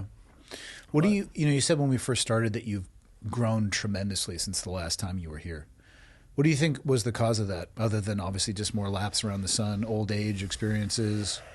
And what's the biggest growth that you have seen when you look back? Man, that's a big question. What caused it? I think definitely life experiences, difficulties that we've had to overcome in marriage. I described a few of them, like with Mr. Don and stuff like that. The biggest, I guess the biggest growth that I've experienced is just my love for the Almighty God and for His people. Like that's the biggest thing. Like, it's like this thing we call faith has become dang near everything to me. Mm-hmm. Where do you think you would be in life if you hadn't have had those experiences while you were in the teams and found faith? It's hard to say. I mean, it's. You think it's I don't know if I would have made it. I don't know if I would have made it, man, because I was so stupid. I was so stupid, and I was so wicked, man. I was so wicked. I don't know why I was so wicked, but I was. Some of that has to do with being a young man and being an idiot. Our prefrontal cortex doesn't fully form until about 27, 28. Yeah, man, but I was doing bad stuff, man, and I didn't treat anybody good. I mean, if I got into the weeds of just, the intentional mean things I would do to people. Yeah. I don't know why I was like that, man. I know why, because I was just an unregenerate heathen, and I was just consumed for some reason. It's just this wickedness, I just let it consume me. Did you have experiences when you were younger where you thought people were intentionally wicked towards you, or in your upbringing? No, not really. Interesting. Not really. I've been dying to ask you why you don't believe. I don't have an answer. It's not... Or I guess I should say, what do you believe? I believe that I don't know. The only thing I can do is be honest about how I feel. And I serve with people who were devoutly religious, and I've read the Bible, and I've had conversations with them about the Bible, and I'm fascinated and very envious of people who are as faithful as you are, because it seems to provide a framework for an enriching and fulfilling life. I don't want to say a set of rules. It would fall back into the framework of behavior, right? And just the way to conduct yourself. All those things are great things. And I think, a lot of religions probably provide that framework. Differences and similarities, but again, at a baseline level, I think a lot of religion is net positive just in general, whether they believe or not. If you can follow the framework, you're probably going to be a pretty damn good person. Mm-hmm. And my ex-wife, would want to go to church occasionally, and I'd go with her, mostly because there was free coffee, if I'm being totally honest. I don't like I don't like going to Yeah. gather with other believers either. Well, it's hard. And so I would pay less attention to what was being talked about or preached about, and I would pay more attention to the people that were there. And you would see people, and not everybody is like this, but you could see people who could completely give themselves over to whatever message was that Sunday, right? And maybe they weren't that way the next Sunday or the previous Sunday. I don't know. I was just paying attention to the impact that it would have on people, and you would see people maybe having a realization about themselves. You would see people break down in tears. You would see people standing up and putting, in their arms up towards the sky. And I wish that I could say that I felt that way about the message, but it hasn't landed with me. Yeah. In that way. However, I'm not saying that I don't think it couldn't happen. Maybe it just hasn't been my time yet.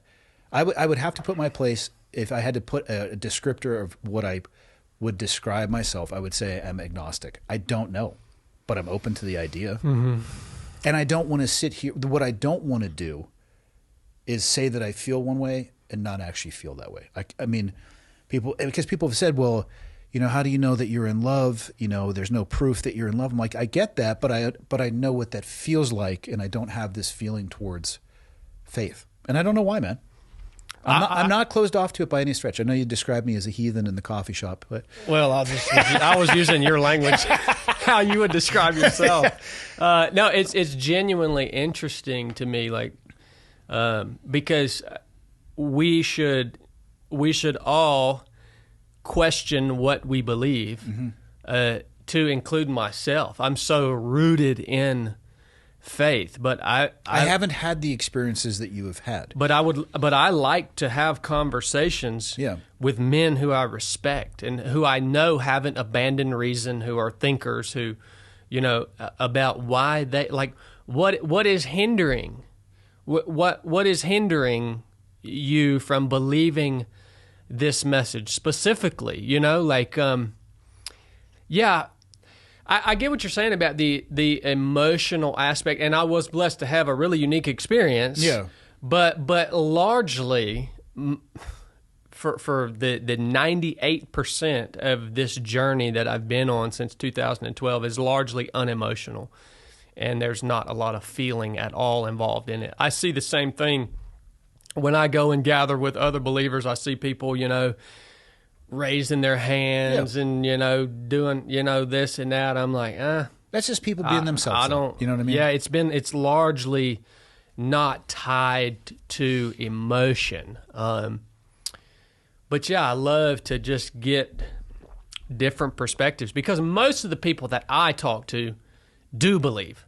So I don't get to talk to people very often who don't. I wish that I could have the same level of faith, because again, at a baseline level, I believe it to be, and I'm not an expert on all religions by any stretch, but again, an understanding enough of a lot of religions that the frameworks, again, it's a pathway towards a life that's probably going to treat you pretty well. But I don't know, man. I mean, that's the most honest answer that I can give you, is that I don't know why I don't have faith. Mm-hmm. I mean, I do struggle with believing that somebody rose from the dead. Yeah. So I wouldn't say that that's like the railroad tie in the ground that's holding me back, but I'm like, that's an example. Like, I don't know about that. Yeah, I mean, if someone did come back from the dead, that's a problem. That's something we gotta we gotta step back and consider what the world happened right there. You know? Yeah. I'm not one to go through all the evidences of this is the evidence that Jesus did actually rise from the dead. This is, you can bring up all sorts of points. Yeah. How did these 12, redneck fishermen essentially, how did they go and change the course of humanity with this really foolish message? Really foolish message. How did that happen?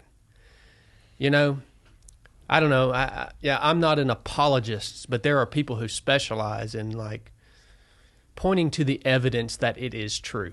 Yeah. But I don't even know if But that, looking I don't at even know if evidence, that matters. looking at evidence and then saying, okay, there's an overwhelming amount of evidence, I will force myself to have faith. That's not how it works with You me. can't do that. That's what I'm saying. You can't do that. Yeah, that's it, man. Like when I was having that that conversation with Joe, you know, we ended up talking for 2 hours about faith, essentially. Yeah. That was not pre-planned. Whatever. That's just what we ended up talking about. And I understand that. It's like you cannot force yourself to believe in something that you don't believe in. That's just logical, right? Like it's an impossibility. I guess I'm waiting to go down the stairs one day that we came up, and I need, I guess, Jesus to be there to say hi. Yeah. I guess that's what it would take. Can you line that up for me? You seem to have a good line. Man, the problem... I'm joking, obviously. The problem is Jesus came and we killed him. But yeah, but can he come back? Well, I feel I like think there's we would something kill in him there again. that he... Can he stop by and say hi first? I think if he came back, we would kill him again, man. Because nothing's changed about the human. You know? He could wear a beanie. And some shades. And just come and talk to you. Because you wouldn't kill him. Well, no, like stop... Hit me along the way first before you hit like the national stage and get too much attention for yourself. Yeah. You know? Yeah. Yeah, man. Just like a quick five. You know, be like, hey, man, I'm Jesus. Do you have a few minutes to chat? I'm like, okay, cool.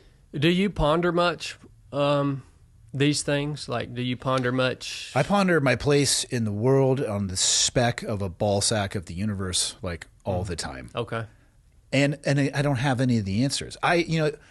Montana is a great place. I'm sure it's like this where you live too.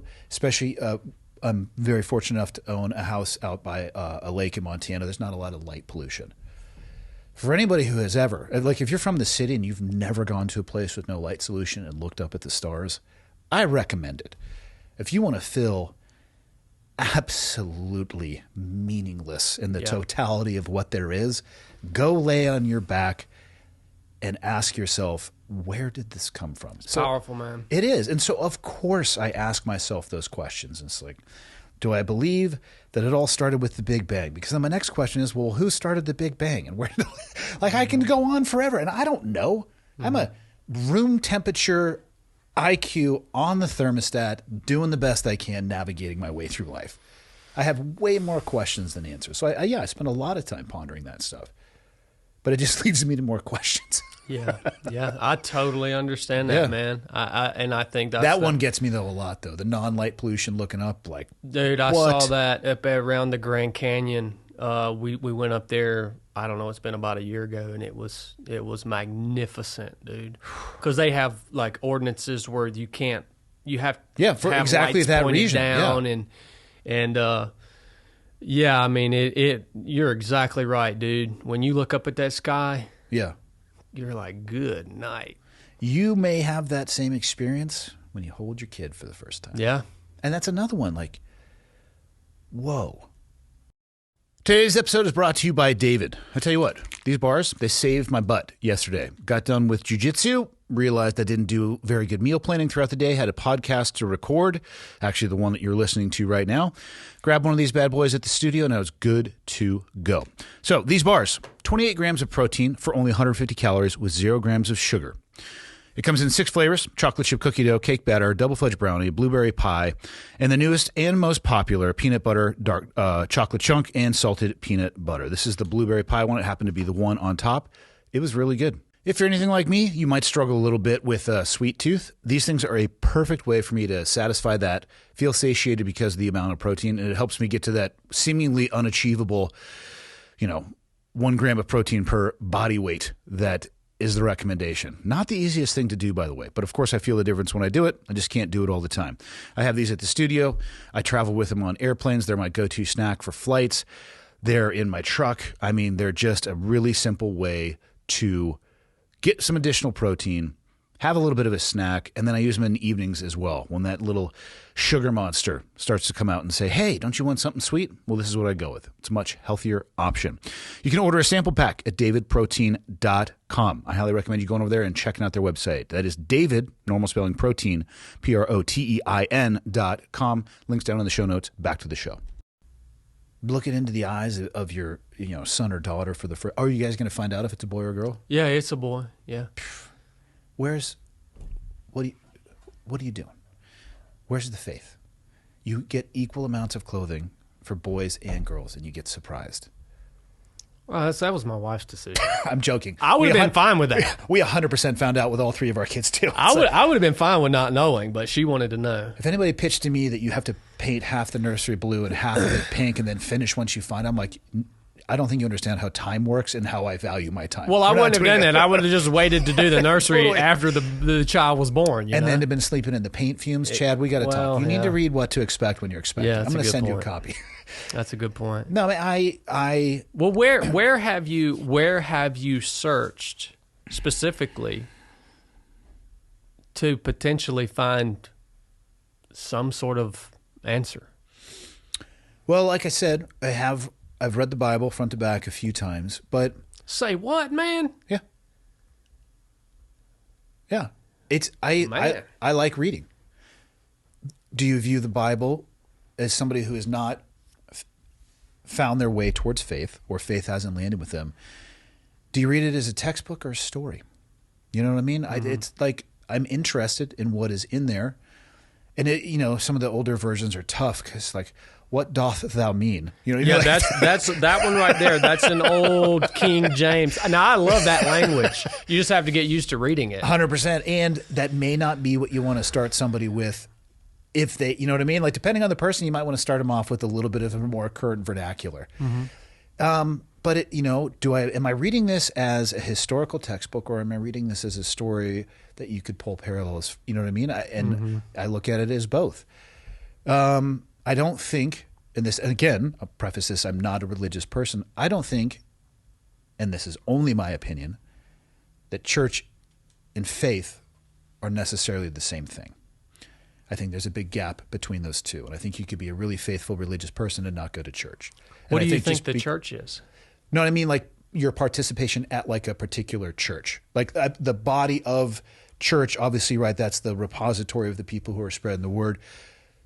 But I think you can be a very religious and faithful person, and maybe your church attendance isn't amazing, because I know plenty of people whose church attendance is, and they're POS.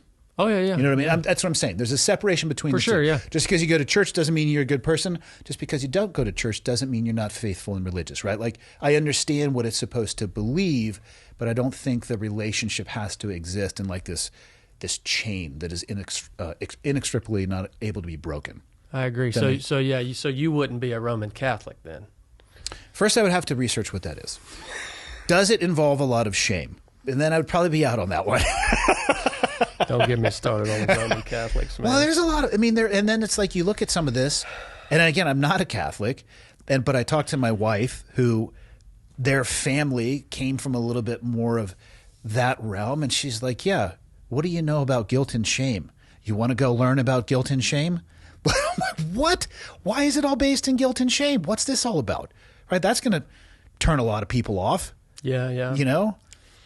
Yeah, I think that's definitely a part of it, is us, like the revelation of what kind of creatures we actually are and how far from perfection.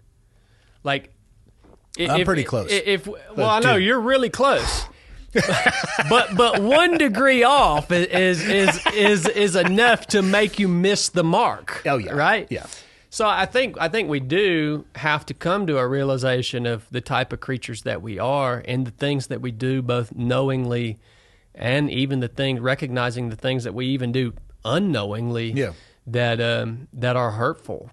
Well, I'll give an example too of this is how little I know, but stuff I think about. I would say younger in my life, I tried to have a very tight grip of control over outcome. I have to do this, and I have to make sure that this happens, and I'm so worried about what if this email doesn't come in or this conversation isn't successful and it doesn't lead. It's just like white knuckling, right? And actually, the podcast is a good example. When I first started, like, I have to line up all of these guests. I have to have such a tight grip, and everybody, I need 3 months of people lined up. Now I'm at a point I don't even worry about it because I realize it's going to sort itself. Mm-hmm. People are going to reach out. So what is that? Is that me just kind of loosening up my grip because I have enough experience in the fact that a volume of people have reached out over time, so that is kind of imprinted on me, so I know I can release my grip on that a little bit? Or is that a little dip of toe into faith saying, yeah, the world's going to sort it out? But then what does that mean? What does that mean that the world's going to sort it out? Mm-hmm. Is that just random chance because we're all marbles just bouncing off against each other, right, in somebody's laundry machine that's watching us from the outside laughing at how stupid we are? Or does that mean... Well, the Bible does say God laughs many times. If you were watching us and you couldn't laugh, you would kill yourself. I just read a psalm this morning that said God laughs. So he is laughing at our foolishness. I mean, come on. If the human species is good at one thing, we have got to be great, maybe all time in the universe, for comedic effect of how stupid we are and the dumb things that we do. Yeah. Like all of our technology that we're developing, we're probably a bad decision away from nuclear annihilation, right?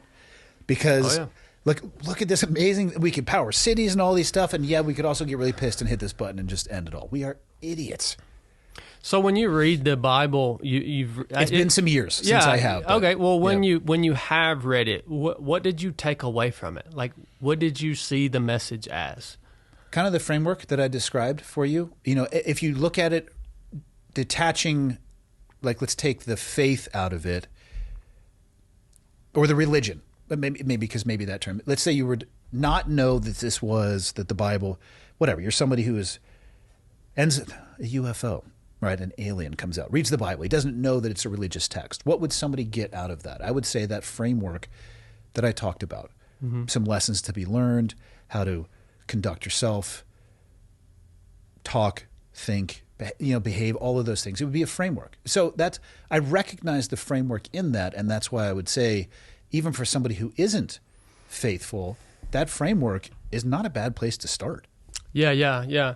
In seeing that framework, though, and we take specifically the framework that Jesus lays out during his Sermon on the Mount, and where he takes that framework you're talking about, the framework of morality, and he expounds upon what the actual standard is, and you know, where he talks about like lusting or adultery is literally looking at a woman with lust. When he expounds upon those principles, you know what I mean? Like murder, hating another person is the same level as murder. So when we see the framework, when you see that framework, did you recognize your inability to keep that? It was an impossible standard. Okay, so you did see that it was an impossible standard to keep. But that doesn't mean it's an impossible standard to aspire to. Mm-hmm. Mm-hmm. And I think, again, if you were to give somebody the Bible and tell them it wasn't a religious text and they were to find that framework and aim for it, I think they'd be better off than not being aware that that type of framework exists. I would agree with that. I would agree. So then, the question is, do you need the religious aspect of it to live with the framework? Yeah, well, the problem is if that framework isn't God-given, isn't truly the law, like, why should we follow it? I guess what I'm getting at is where do you have any basis for morality unless there is an objective standard given by a creator? Because I can ask you right now, is it bad for you to go out down here and kill your neighbor and eat their child? What did they do? Nothing. Then it is bad. Why do you say that? Because I respect human life. Why should you respect human life? Because it has value. value to you, but that's subjective to you. I would say, well, I mean, it has value to them too. Yeah, but that's still subjective. If there's we can make a case, Yeah, without an objective standard given by an almighty God. We can make a case that anything is permissible, because then all morality becomes subjective to the person. yeah, I can see what you're saying.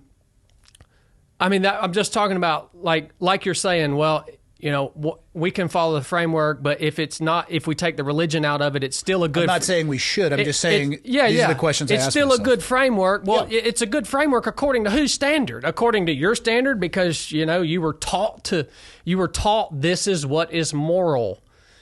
This is what's right. This is what's wrong.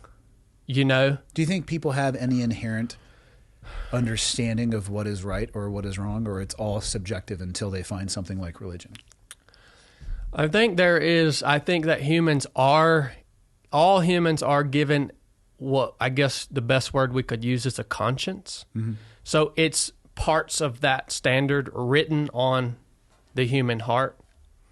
I think all humans have a conscience, but I think we can very easily choose to ignore that and determine what we think ought to be done.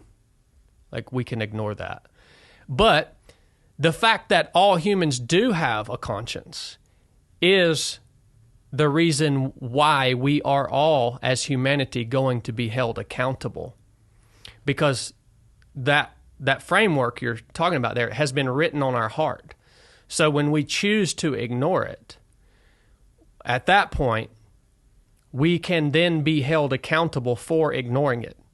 So what about the other frameworks that have potentially been written on other people's hearts from different religions and different places in the world? So then that would be taught. That wouldn't be categorized as our conscience, mm-hmm. right? That would be something taught that ought to go against a person's conscience initially.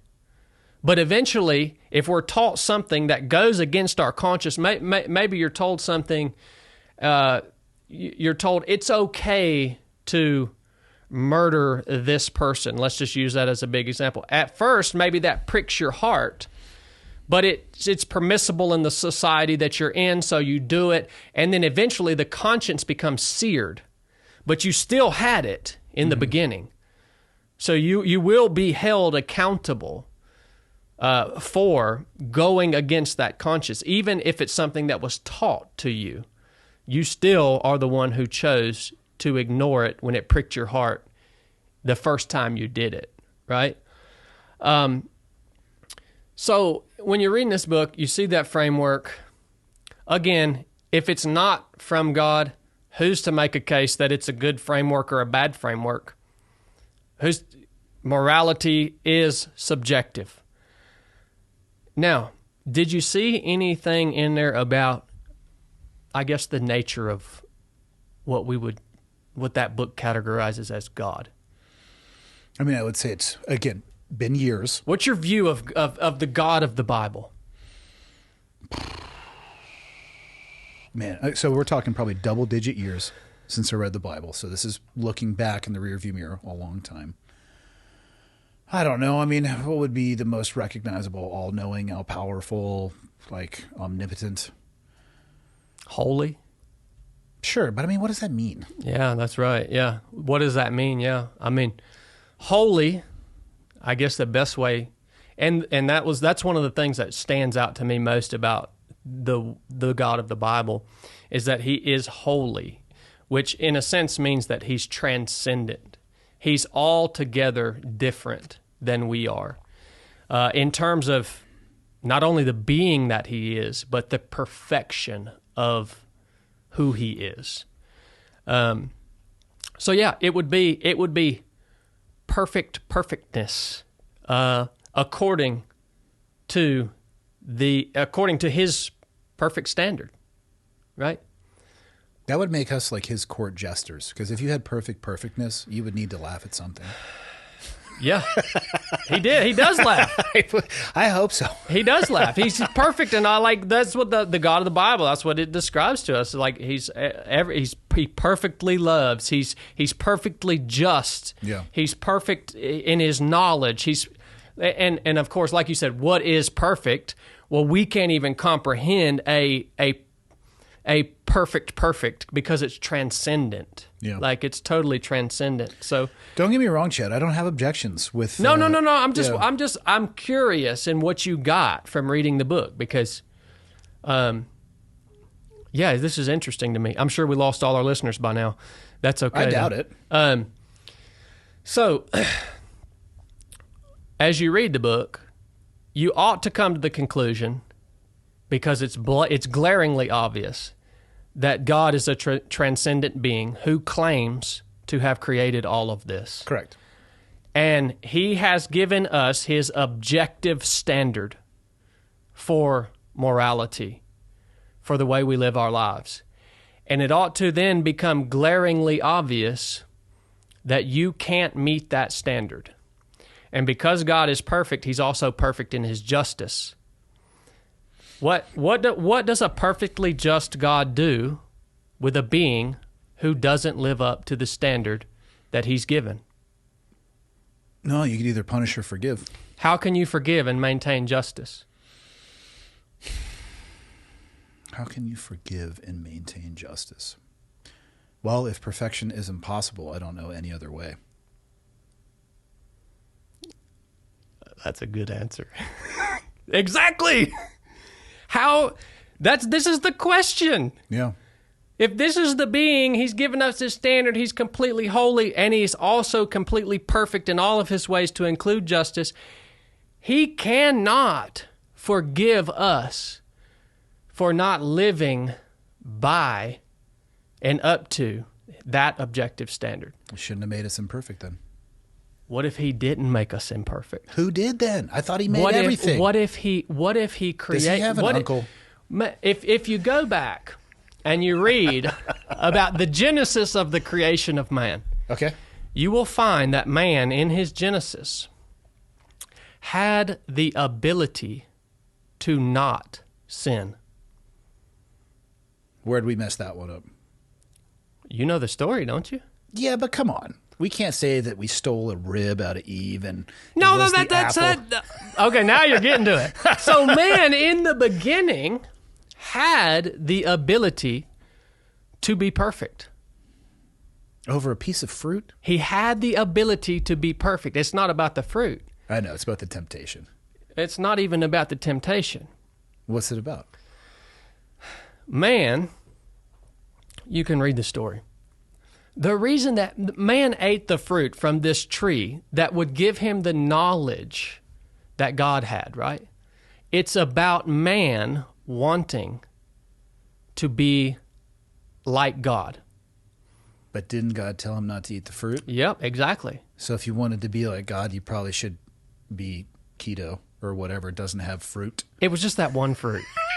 It was just that one fruit. How many times have we all told us it's just this one time? That was going to get... The man wanted to... And does man not still want to be like God? We can still see it in our very nature. On the man. We can still see it in our very nature, man. Like we want to create something. That's what this whole AI thing is about. We want to be like God in the sense that it's still innate in us. That's what our mutual friend Joe thinks AI is going to become. I know. I heard him the other day. Digital God. I heard him the other day. What does that even look like?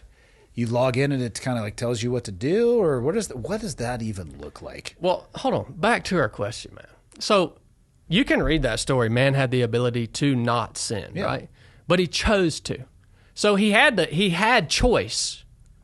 He could choose to be perfect. You said why? You asked me a question a minute ago. Why did he create man without the ability to be perfect? Like, how can he No, he created man with the ability to be perfect.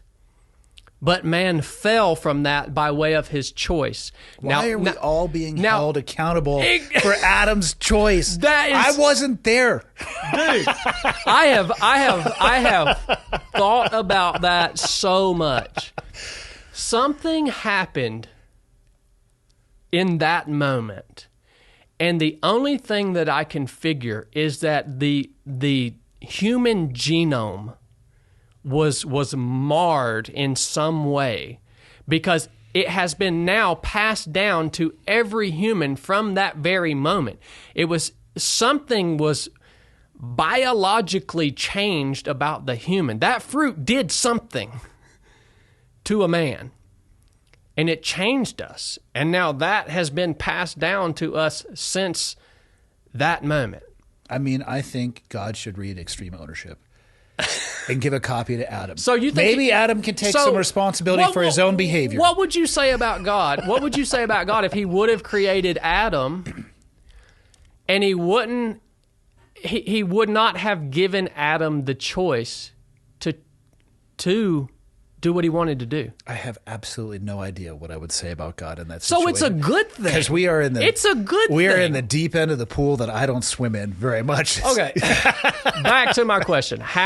We've established we have that framework. Yeah. We can't meet that framework. If we're saying that this God claims to be holy and perfect in everything, including his justice, he cannot forgive us for missing the mark, because then he would no longer be just. Okay.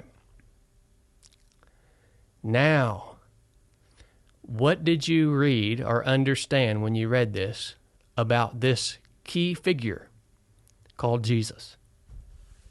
That he was his son, and the story goes that he died for our sins. So why did Jesus have to die for our sins? I don't know. Because it's the answer. It's the answer to the question that we've arrived at. How he could be perfect and allow forgiveness but still be just. Jesus is the answer to that dilemma, because that is the great dilemma. Okay. I feel like Jesus dying then is like got a real big sense of being retroactive, because that happened a long time ago. So that was for everybody, even people who weren't born yet? It's for everyone who puts their faith in him. Yeah, it's for, and so that's the question. How could God be just? Well, he had to come himself. He had to become human himself, which is weird. I'm surprised you don't ask the question, why does God allow evil to exist? I'm surprised you've never thought about that, or maybe you have thought about that. I think it's okay, we just described this God that's all powerful. Why does he allow this evil to even exist, right? Why did he allow Adam to have free will and choice? Exactly. Anyways, I'm getting off topic. That's a whole other question.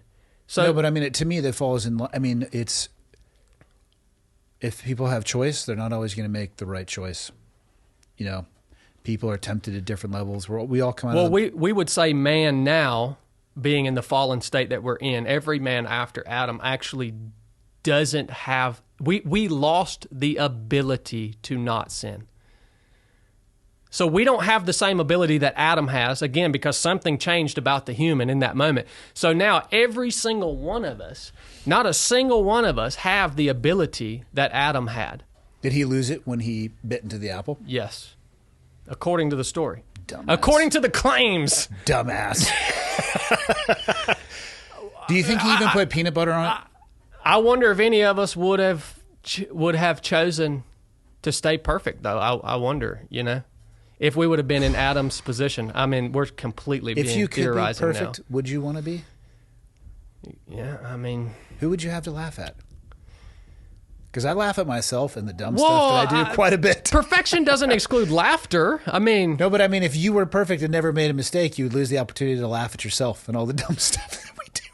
Well, I mean, I think we would still trip and fall and do stupid stuff, but nope. You'd be graceful as you were running your 250 miles to be with grace. Perfect according to this moral standard. All right, but that's what Jesus is all about, man. It solves this dilemma. God had to come here and say, "I love these creatures so much. I created them, and they are literally I love them this much that I'm going to come here." And I'm going to enter into all of this suffering, enter into this world with them, and I'm going to let them kill me so that I can provide a blood sacrifice and take all of their wickedness, all the wickedness of these people, and I can accept the punishment that they deserve on their behalf. And so now I can indeed forgive them. I can still maintain my justice and be the justifier of these people who will place their faith in the work that I accomplished. That all makes sense. On the cross. What do you think happens to people who die without faith? We would have to go to the scriptures, and we could find definite articulated word on that, but people who die without faith get what they deserve. Hell, essentially, lack of a better eternal term. Punishment. Yeah, they get what they deserve. And it's because God is just, and there's really no other way that we can call him just if they don't get what they deserve. See, we that believe are getting what we don't deserve. For what reason? Some of us that believe, the ones that do believe, why are we able to believe? Man, you'll rack your mind around that. Like I said, man, I don't have objections to the story. I can't force myself to feel a way about something that I don't currently. And I always say this too. Maybe that just means it's not my time. You know? What are you chewing on? What are those? Oh, these are these nicotine pouches. I dipped snuff all my life, man. And what would Jesus think about that? I thought we were trying to be perfect. Well, luckily, I believe. Man, which is a whole nother conversation, you know. When okay, now I know there's a covering. The merit of Jesus has been applied to me through my faith in the work that he accomplished on the cross. So why don't I now just not worry about being a sinful person anymore, because I know all my sins are covered?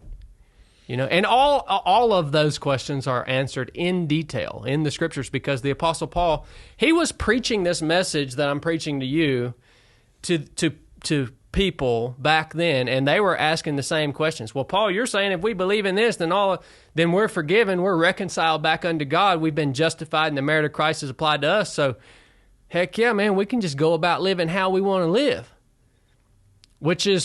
So we will arrive at the same conclusions that the people he was preaching to arrived at, and he explains all of it in great detail.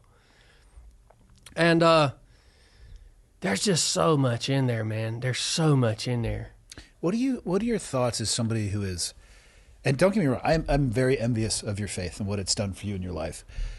As somebody who is that faithful, what are your thoughts, and I don't know another word to describe this other than the manipulation of religion, and I'm thinking specifically of like these mega churches. That one dude, do you know who I'm talking about, Michael, who looks like a goddamn serpent? Kenneth Copeland. Oh, Kenneth Copeland. Dude. He's like the biggest comedy relief I get from the But as somebody who is that faithful, what are your thoughts on somebody doing that with faith and trying to pull people into that model? Jesus said, the Lord said to me, I had to get the jet. Yeah. And then I had to get another one. And then I had to get the runway and the mansion, and like, though it's all, yes, this. Yeah, dude's a nut, man. First off, if there is proof of alien life, we might have found it. Yeah, I'd agree with that, man. There are some videos of him like hissing at people. Oh yeah. Oh, I watch it. I watch that stuff all the time, dude. Do you just look at that and shake your head? It makes me laugh so bad. What about the people in his congregation who believe with the depth of their? Do you worry at all about them? Or at the end of the day, is the message what matters? And we need people like this to be walking serpents. No, man. I mean, what do I think about this dude? Has obviously he hasn't even taken the message of Scripture and twisted it. He's come up with his own message and like used the word Jesus and 300 million to 750 million. Nice. Yeah, nice. And fooled a bunch of people. Like, yeah. I mean, this guy is not part of the church. He's just. I have another thing. You said, what would it take for me to believe? I have another answer. I need him to be smited down. I would believe then. But it can't be like an accident. I need him to, it needs to be a lightning bolt. Like right to the top. Bing. So if Kenneth Copeland got hit by lightning, you would believe? While he was preaching, yes. Well, maybe it'll happen.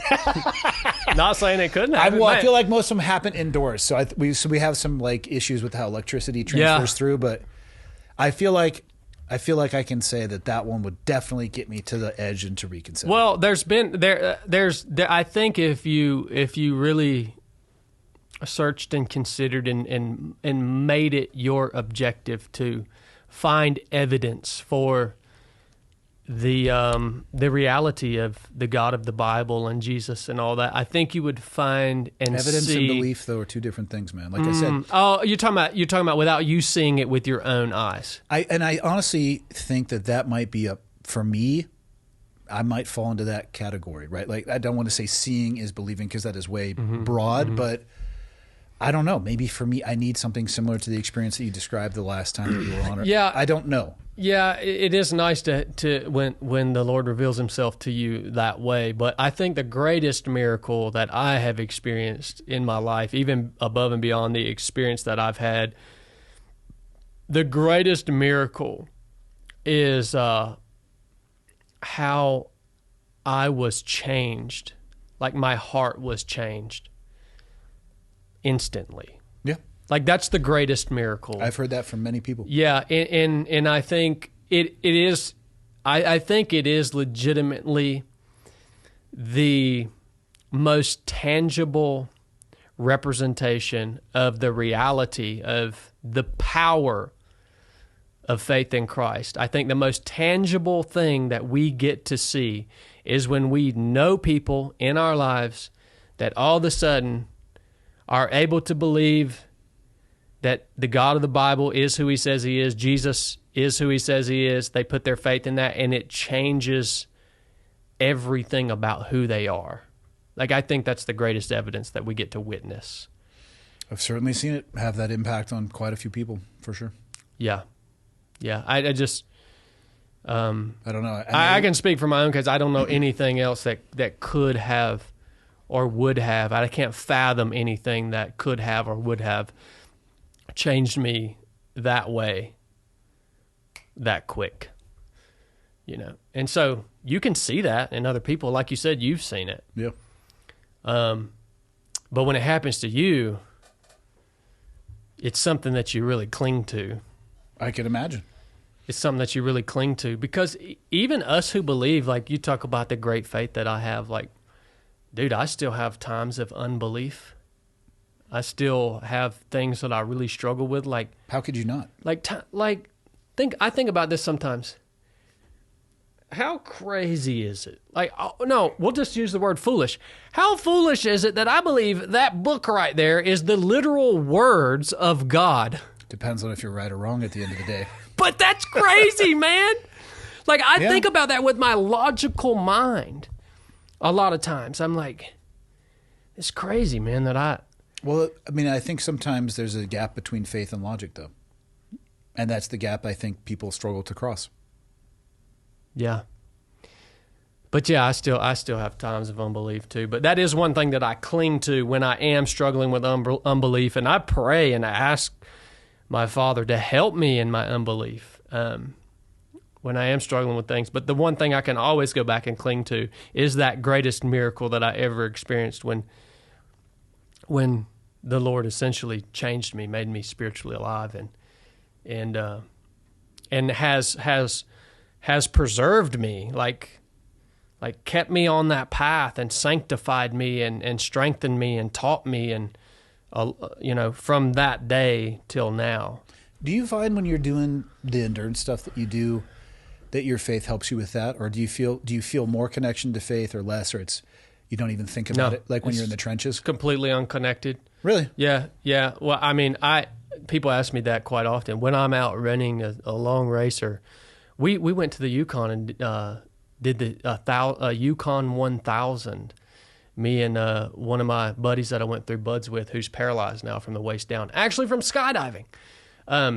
When I do these things, You're not making a good case for skydiving. That was this summer. That was this past summer. No, I picture my Father in heaven laughing at me, like you dummy, like you can do this, okay, but yeah, you know, why are you doing this? You know what I mean? Like, and he ultimately, I think that he uses those things that I do, and he brings lessons out of them that are making me better and allowing me to share with other people and make them better too. You know what I mean? But do you believe somebody can live a good life without faith or an attachment to religion or the church? What's a good life? I don't know.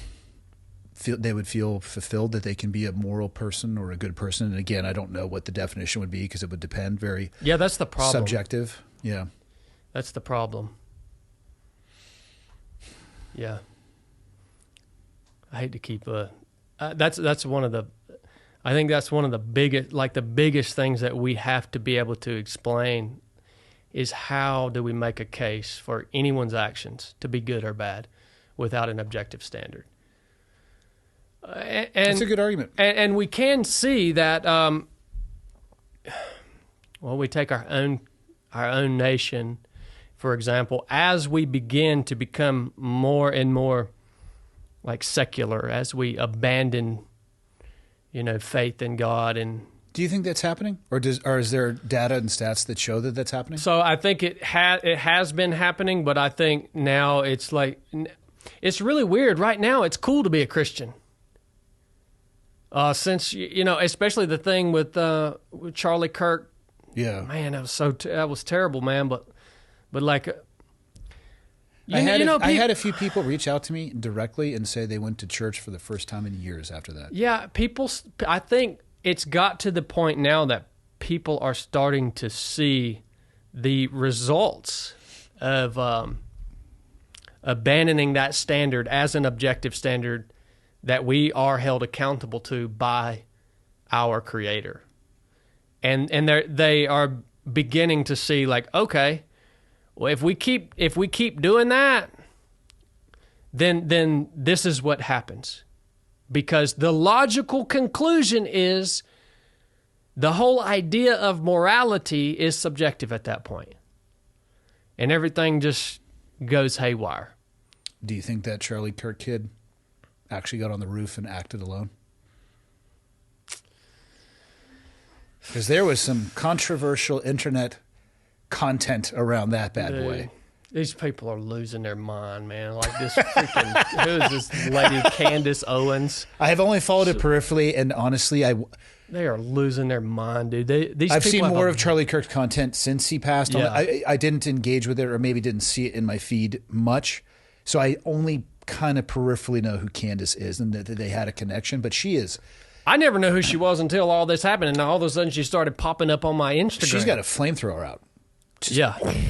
Arcing that gelatinous gasoline. Yeah. She's abandoned reason, man. Like, you asked me that question. I don't, first of all, I'm going to give you the same answer you gave me a minute ago. Yeah. I don't know. If you ask me what I think, yeah, that was just a crazy dude that got up there and... That's kind of where I landed. And committed that dang...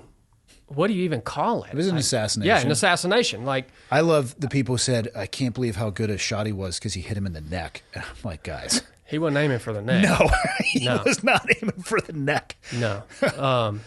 But anyways, yeah, if you want to ask me what I think, I think I was just a crazy dude, man. But man, we've gotten to the point.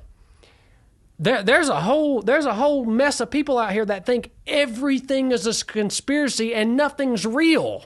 Yeah, I do worry about that. People are abandoning reason and like reality. Like, no, there are just crazy people out here who and they can't agree upon truth in any definition. Yep, that's a wild one. What do you go when the word truth has no meaning or cannot be agreed? Like there is a refusal to agree upon it. Dude, you're gonna need your Land Cruisers for that. That's all I know. You ain't lying, brother. I loved the conversation you just had with the guy who was a Roman historian. What's his name? Oh, man, if you wouldn't ask me, I would have been able to tell you. No worries. I just listened to it. I just had him on. Pull up YouTube, Michael, and see what it was. I loved the conversation that you had with him, man. I love people who are have such a depth of knowledge in a particular area, and they can, because again, like you said a couple hours ago, there's nothing new under the sun. We're not doing anything crazy. Jeremy Slate. Yeah, Jeremy Slate. Jeremy, that's it. Yeah. What I loved about it is, you guys were posing the question: is have things went too far? Yeah. To recover. And because I've been asking myself that question basically since COVID. And I remember you wearing masks a lot. You were out there to get the jab. Dude, something like that. I think that was the videos you were making. I almost lost my mind during those years, dude. I was so angry, man. But anyways. What were you angry about? Just let the societal control and manipulation happen.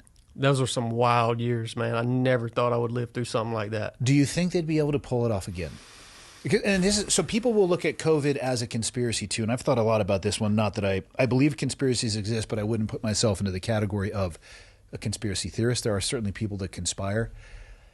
I think my guess on that one is that they were in fact working on gain of function, and it probably was a safety protocol that was an accidental release. I think initially they probably were dishonest about it.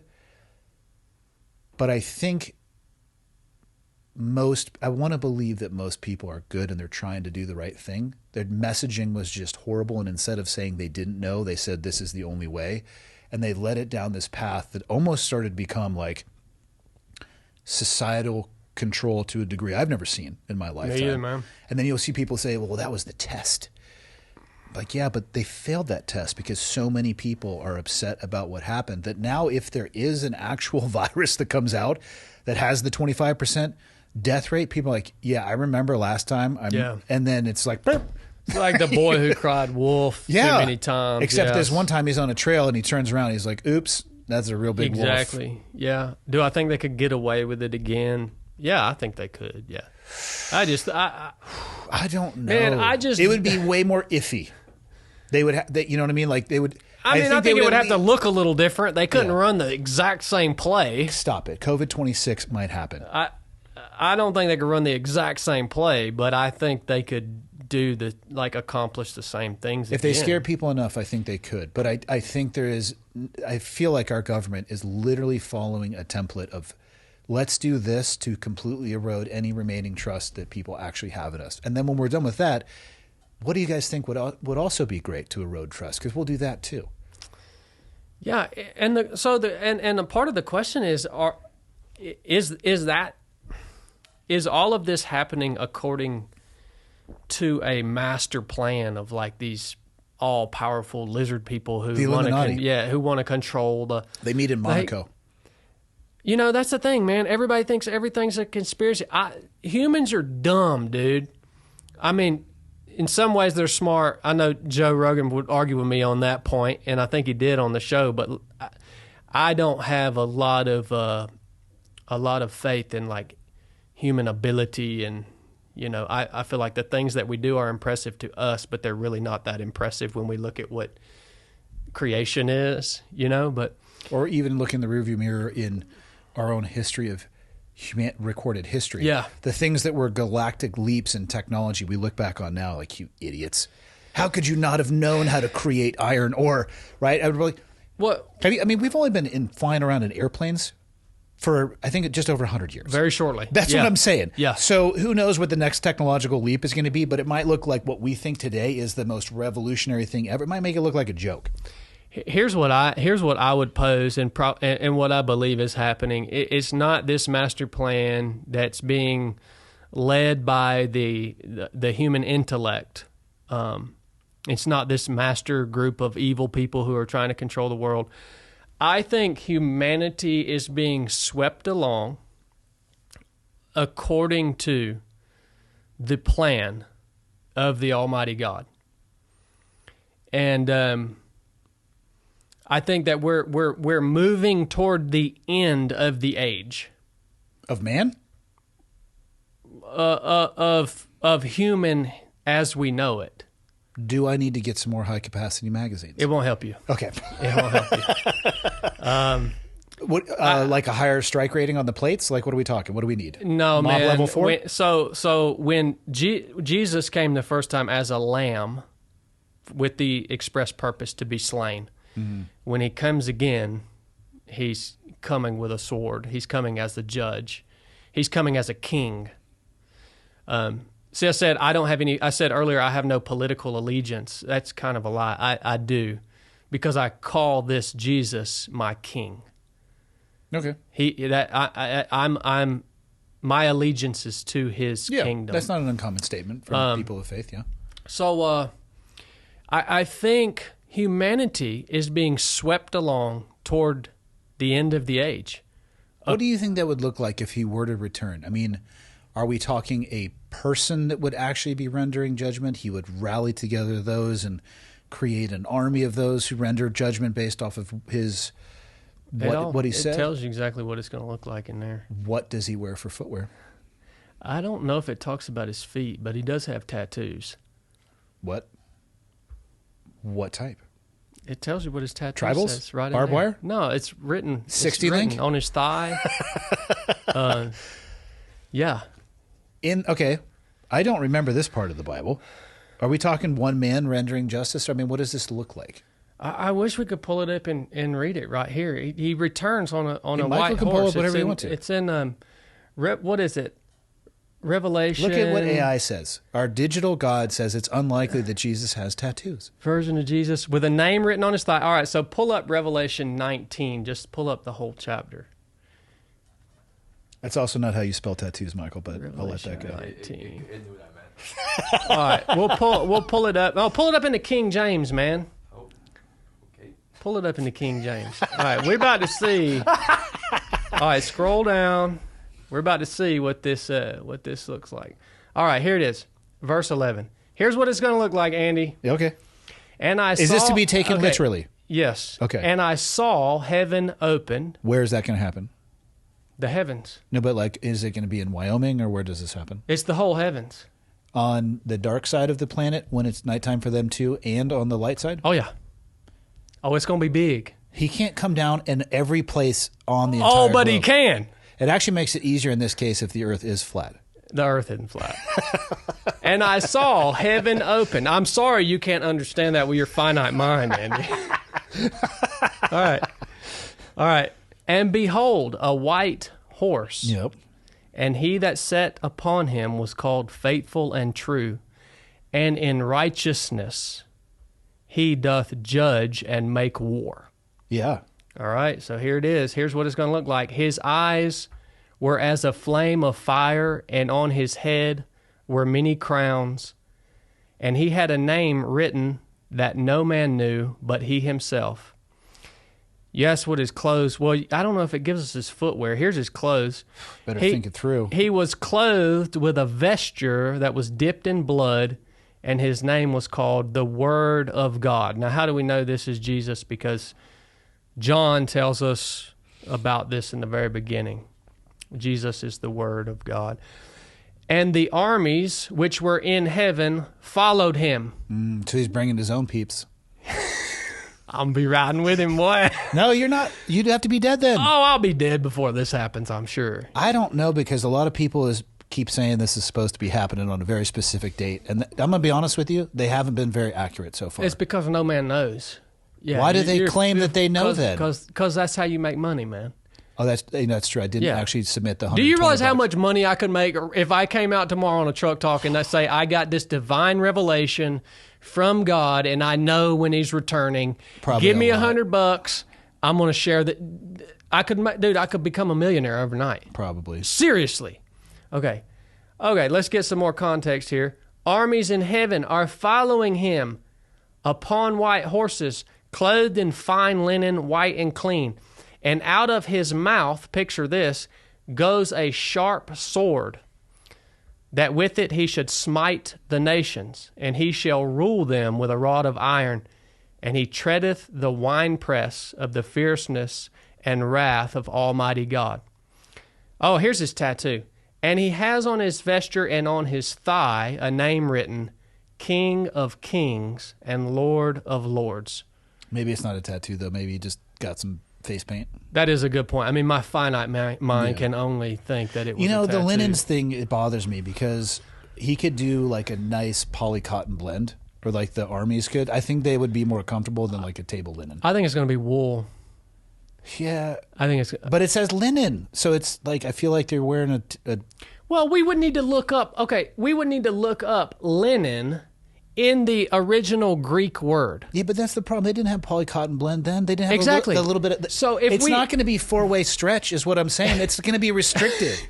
It's going to be perfect, man. It's going to be the perfect cloth. Linen for a dinner table.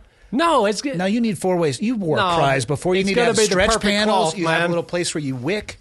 If we look this up in the Greek word, maybe we could get some more context around the actual Michael, look up the Greek fibers of the material. flax? It refers to flax. The original Greek for linen refers to flax. Okay. Well, now I don't even know what the hell that is. I think it's a plant. That's how uneducated you are, Andy. I would be the first And to tell you've you read that. the Bible twice, and you didn't even know what Probably the Greek 3 word, times. what the Greek word for linen was. That is correct. Okay, you must have really just skimmed through this book, man. Well, I wasn't looking up words while reading the word. I was too busy. I was absorbed. Well, that's where you screwed up, man. As you read, you've got to go back to each word. In the Old Testament, it'll be in Hebrew or Aramaic. Do you want me to finish reading this? And then when you get into the New Testament, you have to reference each word with the Greek word. I'm just saying, they would look dope in a set of cry precision, stretch panels in the right spots, wicking. Dude, these uniforms are going to be beyond your comprehension cool. No, because linen is not. You don't understand the linen of God, son. You might not understand how cool cry multicams are. You don't understand it, dude. So, it's going to be big. That's what it's going to look like, man. Okay. That's just a little snippet for you. All right. How do you sleep? Dude, we've gotten sideways. Have we? Who cares? I never have any idea. When you're doing your podcast, do you ever have like a definite direction that you want to go? No. Well, I mean, sometimes something will be on my mind. I'll have something I want to tick people off about. Yeah, but then after that, right, you're left to what's interesting. Like you and I just haven't seen each other in years. I mean, I was looking love forward this. to literally I just love sitting this. down and talking with you. I love it too, man. Yeah. Yeah, it's going to be big, Andy. Well, I mean, yeah, if it comes out like that, I'm just going to tell you, bud, you want to be riding with the king.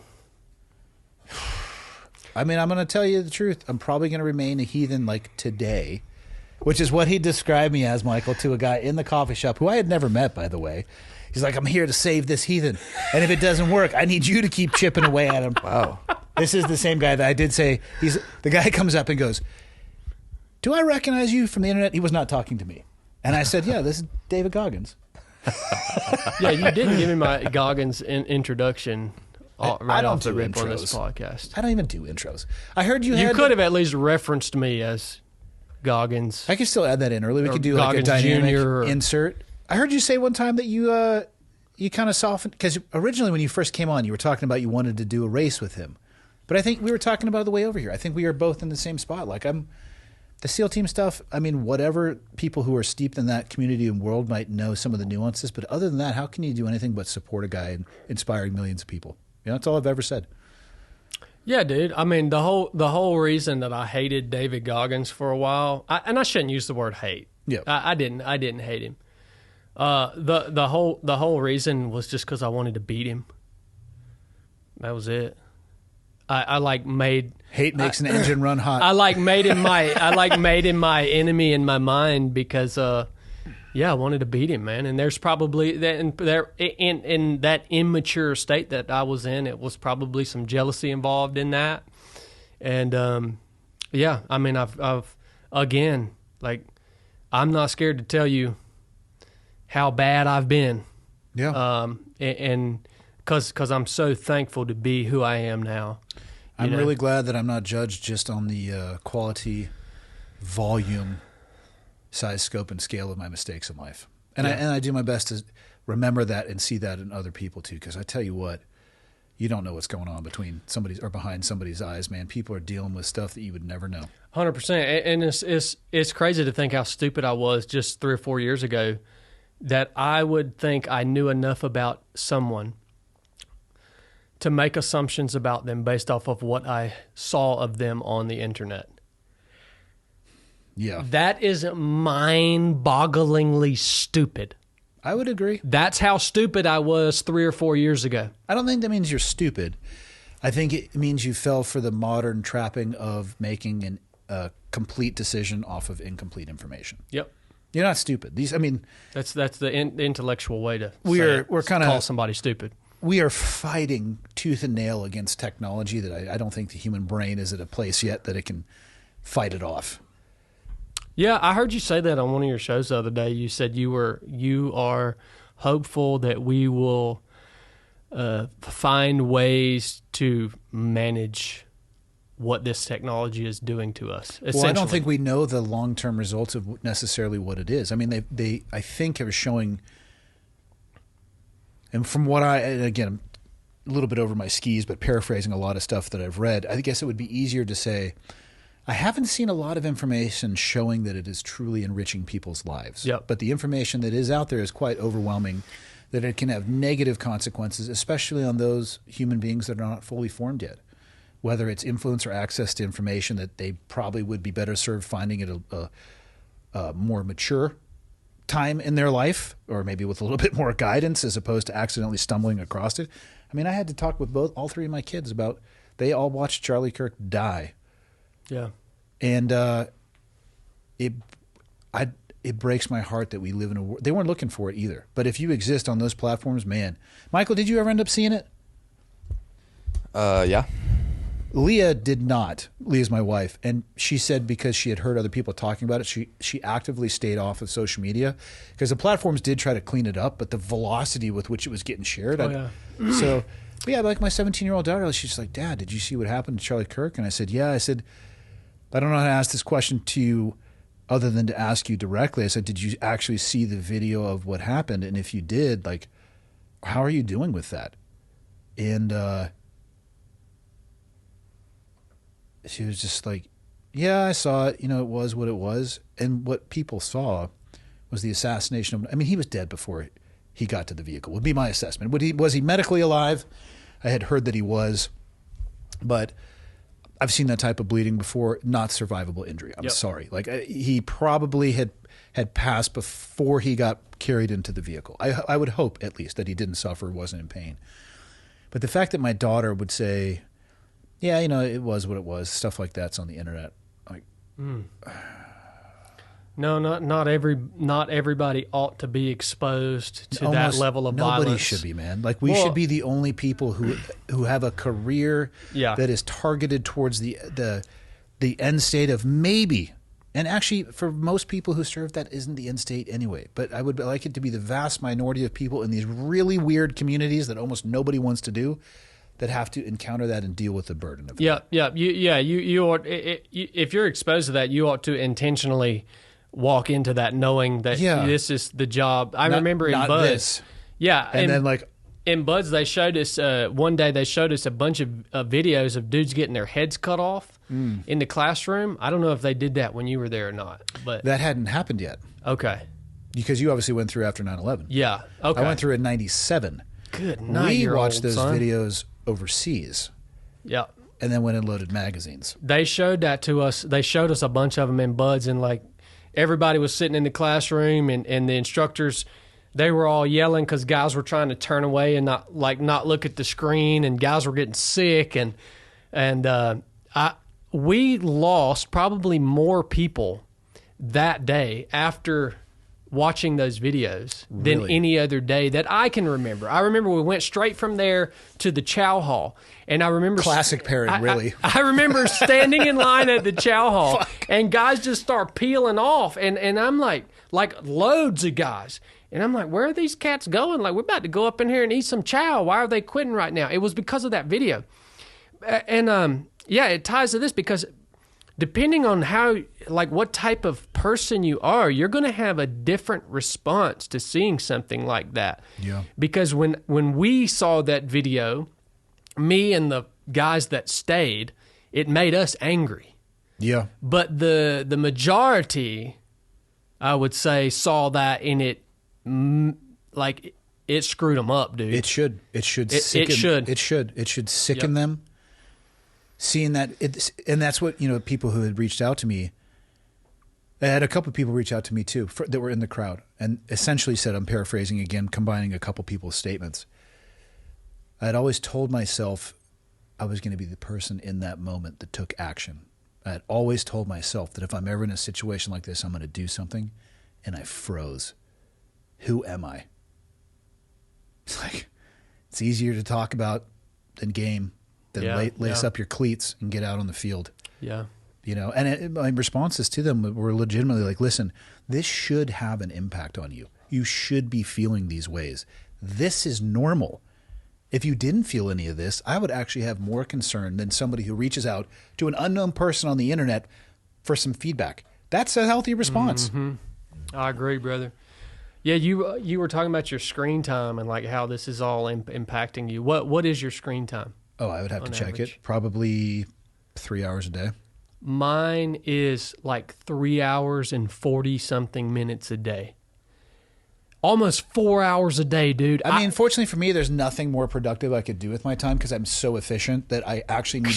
I've had to find an outlet to waste my time. Dude, what? but like you said, there's no long-term knowledge or studies on. No. And you referenced like minds that aren't completely developed. What is that doing to them? Good night. Who knows, man? But even to me, how many times in your life have you wished I'd need another hour? If I would just have had another, and then you look at your screen time and you think, okay, multiply that by 365 days. There's every bit of time that you ever would have needed if you had the discipline to control your device instead of let it control you. Which it is. I mean, I'm talking about myself when I say that. Oh yeah.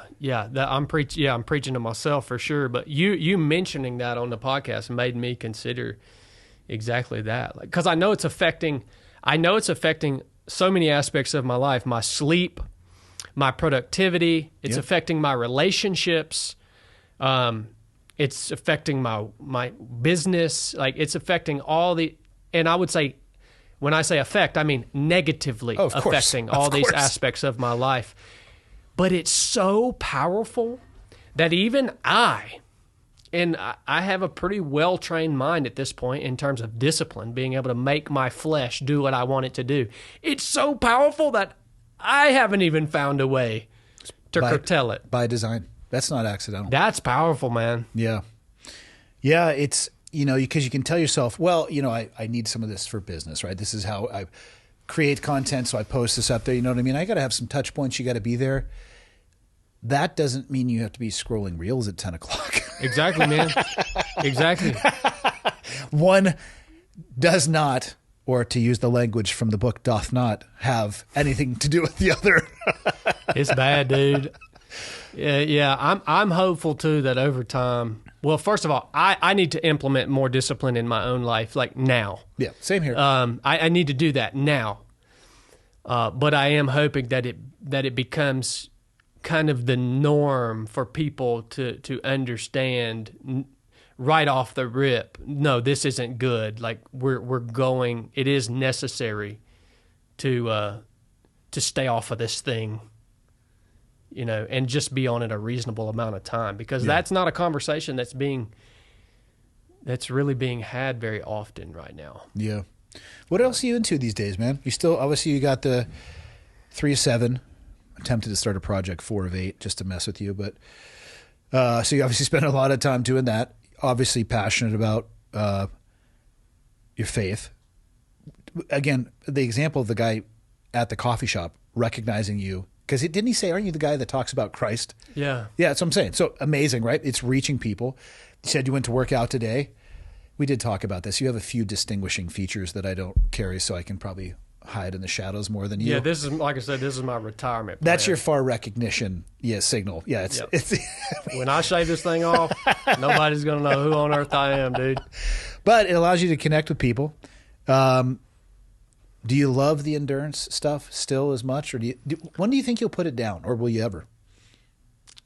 Well, I think having this kid, I say having this kid.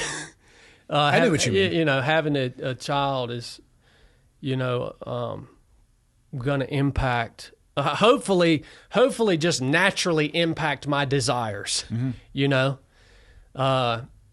So, Yeah, I don't know that I'll completely put it down. I mean, I'm sure I'll still do some races and stuff, maybe just not at the level that I've done it in the past. There's a chance that it will change your desires, but in doing so, open you up to opportunities that you don't even realize exist right now. Yeah, that's a good point. It could lead you somewhere in life because you said no to something. I actually am at a place in my life where I deeply believe subtraction is more powerful than addition. Yep, I've been pondering that a lot here lately, man. And by saying no, I have actually found it oftentimes provides more opportunities, but you didn't know they were there. Yep. Because you kept saying yes, and then your time is so bracketed that you didn't even have a chance to look. I can so relate to you, too. In one of the shows, you named off all the things that you did. And I was like, I can trying to figure out how I ended up here. Yeah, okay. Like and I looked back on that. I'm like, I forgot like 6 things. Yeah, exactly. I'm like, man, we do live training, we do a podcast, we have a YouTube channel, we travel and we public speak. Like, and again, I can't even think of everything either. But it's like it's so dynamic. Yeah, and you have to do that for a while. I think like that's good for a while, but at some point you do start thinking, man, let's have a little more quality in these specific spaces and a little less quantity. I had to change my relationship with money to be able to say no more. Yeah. I had to realize, and this is through me buying really dumb stuff that I thought would be meaningful and then having it impact my life 0%. And then you're left with something you got to deal with that you thought was going to be life-changing that just takes up space. Yep. Or just being dumb when I was younger with money. I remember my first Navy paycheck, I think, was like $460. I was like, no one's ever been this rich. I am basically an Egyptian pharaoh. Yep. And since this comes every 2 weeks, clearly the goal is to have none left. When the first 100%, dude. I was the same way. I got a $40,000 bonus when I graduated. What? SQT maybe? Or you bastard. Yeah, I spent it all in 6 months. Yeah, I got a crisp high five, so I don't want to hear about your 6-month journey. Oh yeah, 6 months, 40 grand. I thought I would never have to work again. And if I had went away in 6 months. If I had a time machine, the only thing I would change was to convince my younger self to put all my money in Bitcoin, because then I'd be a billionaire. Yeah, I'd be like the Snake Man. I'd be convincing people to. I'd have my own jet, but like, let's start a compound, and other people will buy me a jet because I have the word. Oh yeah. No, it's the relationship with money, man. That was later in life, though. In getting to the place, the realization that it's not things, it's time. That's all I care. I just want to make enough money where I can say no if I want to, which is sovereignty over my time. Yep. It's the most valuable resource we have. I know that sounds cliche, but it truly is. It does become more glaring as you get older. Oh yeah. Yeah, I got 10 years on you. Trust me. Yeah. You see it, and you ain't got long left, man. I figure 4 years, and then Mike will be sitting in this chair. Cleared Out, brought to you by Michael Shelton. Ratings would not survive that. The only other thing that I'm really into that you didn't just name is hunting, obviously. Yeah. But that's we could do another 3-hour long podcast about hunting, but I'm about to have to take a pee, son. Go take a pee. We'll come back and we'll finish it up. Is that going to mess you up, Michael? No, he's fine. We'll do this all the time. All right, straight out the door. Right yeah, back. Come on back. Yeah, half of that just went down my leg. That's okay. I have a picture of my dad at the coffee shop who was pissing into a urinal and didn't realize that it was taped off because he wasn't wearing his glasses.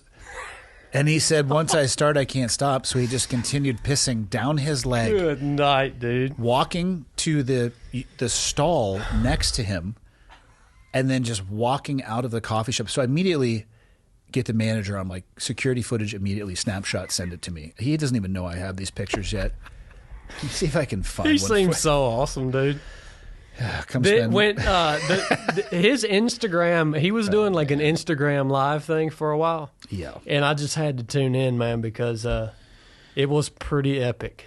He is unique. I'll send you these pictures, actually, so I don't waste time looking for them. But yeah, they are relatively good. Oh, here they are. That is epic, dude. You don't get no worse than that, son. Dad, first off, it was just a little sign that said closed. Did you consider just finishing up and then letting somebody know? He goes, nope.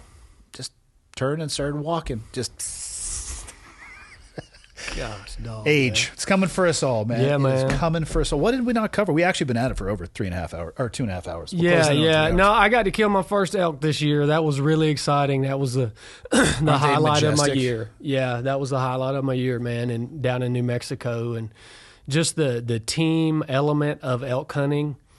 And I got to do a 950-yard shot, Awesome. which I'm not a sniper, so that's a really long That's a shot piece. for me. Yeah.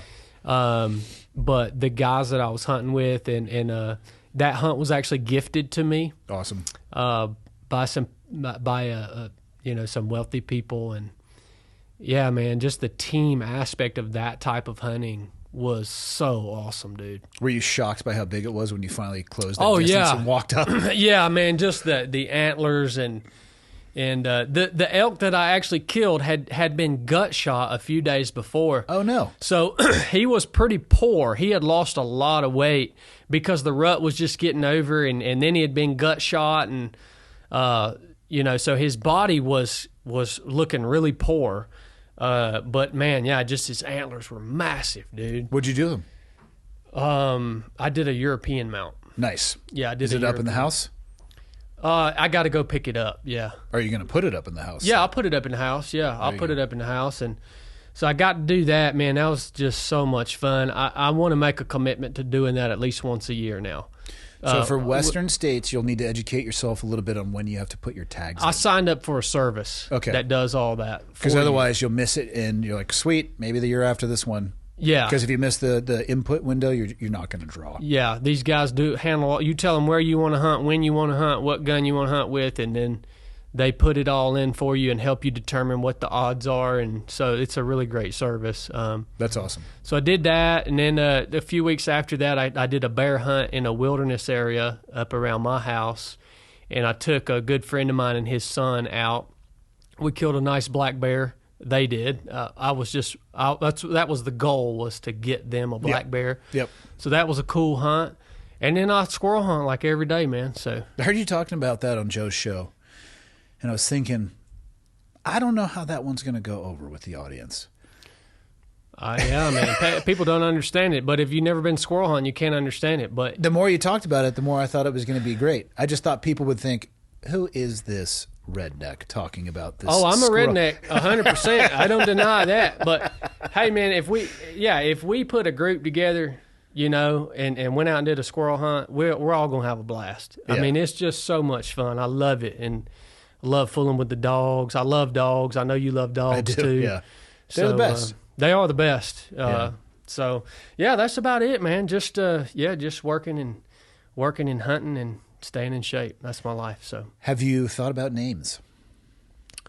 I would really like to name our son Jubal. Jubal. Jubal is my favorite character in a the book is actually called I pronounce it Jubal, but it's pronounced Jubal. Jubal Sackett. My favorite author is Louis L'Amour, and that's my favorite book written by him. So Pretty close to gerbil. And it's pretty close. Yeah. Kids are pretty rough. Jubal's a biblical name, though. I understand that, but gerbil is a mean name, and Well, young kids are going to be mean. Yeah, my wife is shooting it down, so I don't think I'm going to get to name him that. What does she think would be a good name? She likes I think she likes Jeremiah, which I'm on board because Jeremiah Johnson's one of my favorite movies. Yeah. Andrew, obviously. Not a big deal. Andrew. Yeah, sure. Andy for sure. It's not a big deal. That's too white, man. Listen, I we don't- already I talked don't- about what happens when you go after the whites. Right? We don't want you to lose any more I subscribers. ain't trying to name some crusty white person name, man. Like, my wife wants to name him after my dad and her dad. She was like, let's name him James David. I was like, that's way too white. Two first names, sus. That's the common vernacular that the kids use. And then it would be JD, and now we got this guy, JD Vance, who's, I don't want to, no, man. For some reason with the names, like, I have to have a good image of a character that has the same name Okay. in my mind. All right. But I love to read, and that's my read nonfiction? mind is creative.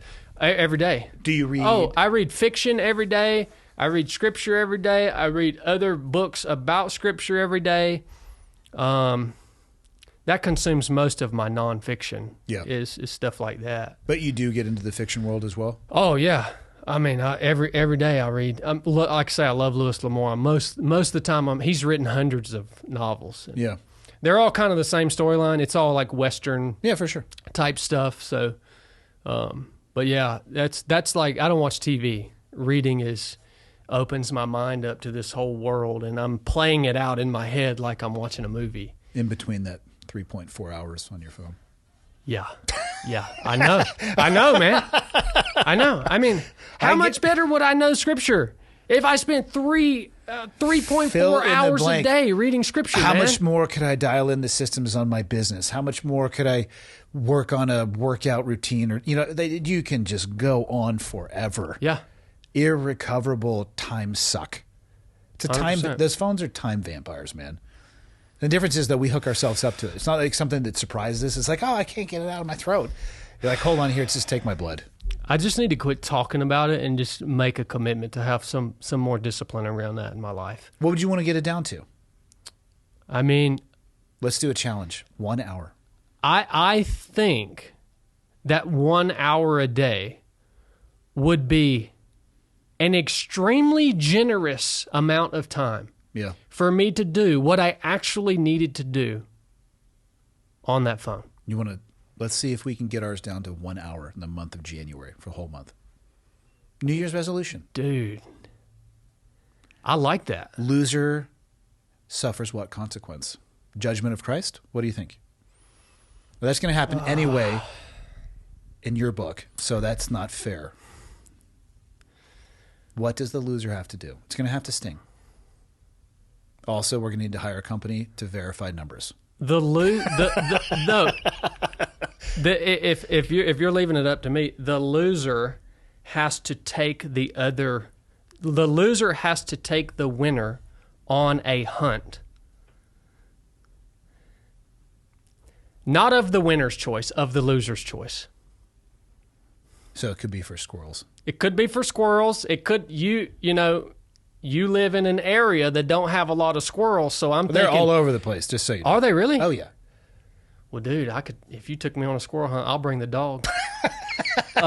Michael, are you down for a squirrel hunt? Notice how he's assuming that I would lose? I know you won't. No, because I'll buy another phone that doesn't track my screen time. I'm just looking for excuses to go on a hunt together, man. Let's do that for sure. But honestly, some stuff like this, you can actually change behaviors a lot faster if you're doing it with somebody else, and it's like a fun level of competition. What's your screen time at? I don't know. Probably pretty high because I put YouTube on in the background. Notice how we went right for an excuse. Well, that's the reason it'll be high. How do I even get to the screen? Driving. Oh, what does it count? Let's say you were driving and listening to a podcast. Does that count as screen time? I would say no, because you're not actively looking at or doing something. No, what I'm yeah, saying but is it going to total it up? Yeah, it will. I actually don't know. Yeah, that's going to... I didn't even think about that. We need to do research. Let's do research on that and see. Because then we would have to do like a supplement. Yes. But then it would require us just to have integrity. Yes. And say, this 1 hour, even though it's going to show up on my stats, is only going to be spent listening to a podcast or Well, fortunately, in your overall screen time, it does parse out what it is that you're doing. Okay. So I would say a podcast would be, because I don't know about you, I don't watch them. I listen to them while I'm doing other things. So I'm not going to count that as screen time. That's device utilization, but it's certainly not. I mean, this is what I'm talking about. Oh, yeah. You know what I mean? Like that's, yeah. What is yours at, Michael? 6 hours? And half of that is YouTube. So it does show. Okay. But it starts with a U and then there's a P in there ORN. I mean, he's really trying to skirt around an issue. I hope not, Michael. You got to get off of that crap, dude. If that's the case, man. I just put it on in the background. It calms me. I haven't watched any of that. I don't even know if we can say that word on the podcast without like getting demonetized. We'll call it or naked something. acting. Yeah, I haven't watched any of that naked acting since I started following Christ in 2012. Now before that, I was all about it. I have, I guess, as much interest in sex as anybody else. It never really did it for me. It seemed too artificial. Yeah. Yeah, I mean, I guess when I was home. Don't get me wrong. I've seen it. Yeah. Okay. I've heard that mess is, I've heard that mess is like scientifically bad for people watching that. We actually hosted, what would she say? We had Caitlin on yesterday. She wrote a book. She is a sex coach and therapist. And there are a lot of dangers. And a lot of it is just this creation of or an expectation that is not achievable. And of course, the same thing, it's very analogous to Charlie Kirk and an accidental exposure to that. You're a freaking onion layer from accidental exposure. And again, at a level where your mind isn't mature enough or prepared for that. Yeah. It gets its hooks in you. I mean, you know how. You better get off that mess, Michael. Yeah. That is unsat. Nobody said I was addicted to porn. It is unsat. I mean, we could put that on the list. It'd be like several down on the list of unsat things that Michael does. But yeah, that's not even number one. I'm telling you, dude, 1 hour a day. I mean, yes, I think that's a generous amount of time for me to do what I need to do. But to be honest with you, it will be hard. 1 hour a day on social media. Because I know you film yourself. I'm assuming you use your phone in your truck.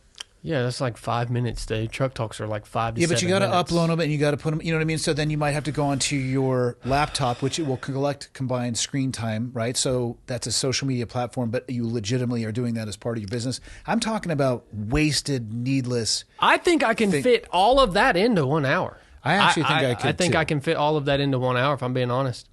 I can, too. Yeah. Let's do it. January. I'll commit to that. Okay. Are we going to share it with the listeners? We have no choice. We have to do it on social media, though, because this episode will come out, and then I'll release this on Monday, so a couple days from now. So this starts January 1st? This is going to be hard, dude. I'll probably start tapering off in late December just so I can be beating you initially. And then what I'll do is I'll gloat over my numbers and talk about how easy it was. This is going to be hard, dude. I'm not kidding you. No, it is going to be hard. Makes me a little bit nervous. It is going to be hard. That's how powerful that thing is, dude. Yeah, but we've already talked about this one, too. The adversity and the challenge and the suffering, that's where you have to go to make a difference in your life. So let's just do this and let's post on our story. Every Friday. Every Friday. Yeah. Yeah, let's do it like that. Okay. I'll do that. All right. And I'll tag you and you tag me. Yep. And then I'll make several videos about how I'm just dominating you with my performance. You think you're going to get below an hour? Oh, yeah. I'll use my wife's phone for almost everything. Come on, dude. I know you're not going to do that, man. To win, there are a few obstacles that I'm not willing to overcome. We do need to come up between now and January 1st with a legitimate reward for the winner. I agree. Could it be better than squirrel hunting? How about if I win, you have to go skydiving with me? Wingsuit optional, but I get to choose. Man, I got a baby on the way, dude. Okay, fine. I'm just thinking out loud. Maybe we should just... to be determined. Yeah, to be determined, yeah. Should we let Michael choose a neutral third party? I don't know, man. I'm worried about Michael watching all of that nasty stuff online, dude. It's just how did we get to a point where I'm addicted to porn? Because you were the one who said your number one app usage was you, and then those words you just said. You said that. I said you too. I said that because I know what you meant. Oh, of course, yes. We'll get you some therapy. I'm worried about where his mind's at, man. I'm not going to let him choose. There's no telling what he would have us doing. He's in his late 20s. You know he's in the gutter still. He hasn't found his way out of it. Just cesspool of humanity over there. It's nice down here. Yeah, you think that mustache is accidental? It's not. Michael, I'm going to pray for you before I leave, man. Thanks, Chad. I need it, actually. We'll figure it out. Yeah, but January 1st, we begin every Friday in the stories. God, this is going to be brutal, dude. But at the end of the month, you know what we're both going to say? I'm happier. I got more done. 100%. Yes, and it's like it's going to be brutal, but we already know what the end state's going to be. It's an interesting. It will be an interesting experiment for sure. Just because I've talked so much about having some discipline around that stinking phone, and I just haven't had the power to do it. Well, these are the sneaky discipline ones. This is, like I said, it's a time vampire that just takes a drop at a time, but that drop fills a bucket almost every single day. And we're willing participants, but it's so, and they're, of course, it's all designed to get us to do that as well too, which doesn't mean you have to allow it to, right? That's where the discipline comes in. But yeah, let me just tell you, if my screen time, I bet you it's probably just under 4 hours. It's in the 3 hour range. There's a lot more I could do with that. I think it would be far easier for me to walk out of this studio right now and run 100 miles than go down to 1 hour a day on my phone. Are you in also, Michael? He's a tech guy, dude. I feel like he might lose his job. I feel like the punishment, if I come in, is going to be much, much worse. No, you definitely will have a different set of rules. Yeah, exactly. And even if you achieve this, you will in fact be punished in some way just to forge you as a human being. I knew that. Yeah. But I mean, as a tech guy, you may not even be able to possibly fit. He does his everything tech you have stuff to do. on the screen over there. That's actually true. I could probably get it down to under an hour. The problem is YouTube, because I just put it on and I put it in the background. Do you have a laptop? No, actually. Okay, well, we can solve that. Why do you not have a laptop? You're 23 years old and you don't have a laptop? I don't need one. I don't have one either. Yeah. What? I have like a desktop at home, but We'll play your YouTube on that. But then I can't bring it with me. Do you see how? Well, maybe this is a man of look, obstacles. Maybe, this is what he does. Maybe for a month you could replace YouTube with reading. Yeah, That's actually Because it's just, I mean, it's Here's just an as idea. educational. You Read. That's a new app you should download. You Read. Yeah, I actually do kind of have a backlog of books, so that could be. Okay. Yeah, that way you're not like starving your. I know you're probably a very intellectual person, and I don't want you to starve yourself of feeding. I mean, I do watch a lot of like knowledge. science stuff on YouTube because it's super interesting. Lie to yourself and say for that month you're a Renaissance man and you're going back to the old ways of your forefathers with paper that you have to turn. You know, Sounds I good. think it'll be good for you, Michael. I think so. Here, yeah, we I can think get 3 so. people. I bet you we can get some other people to join in on this challenge too.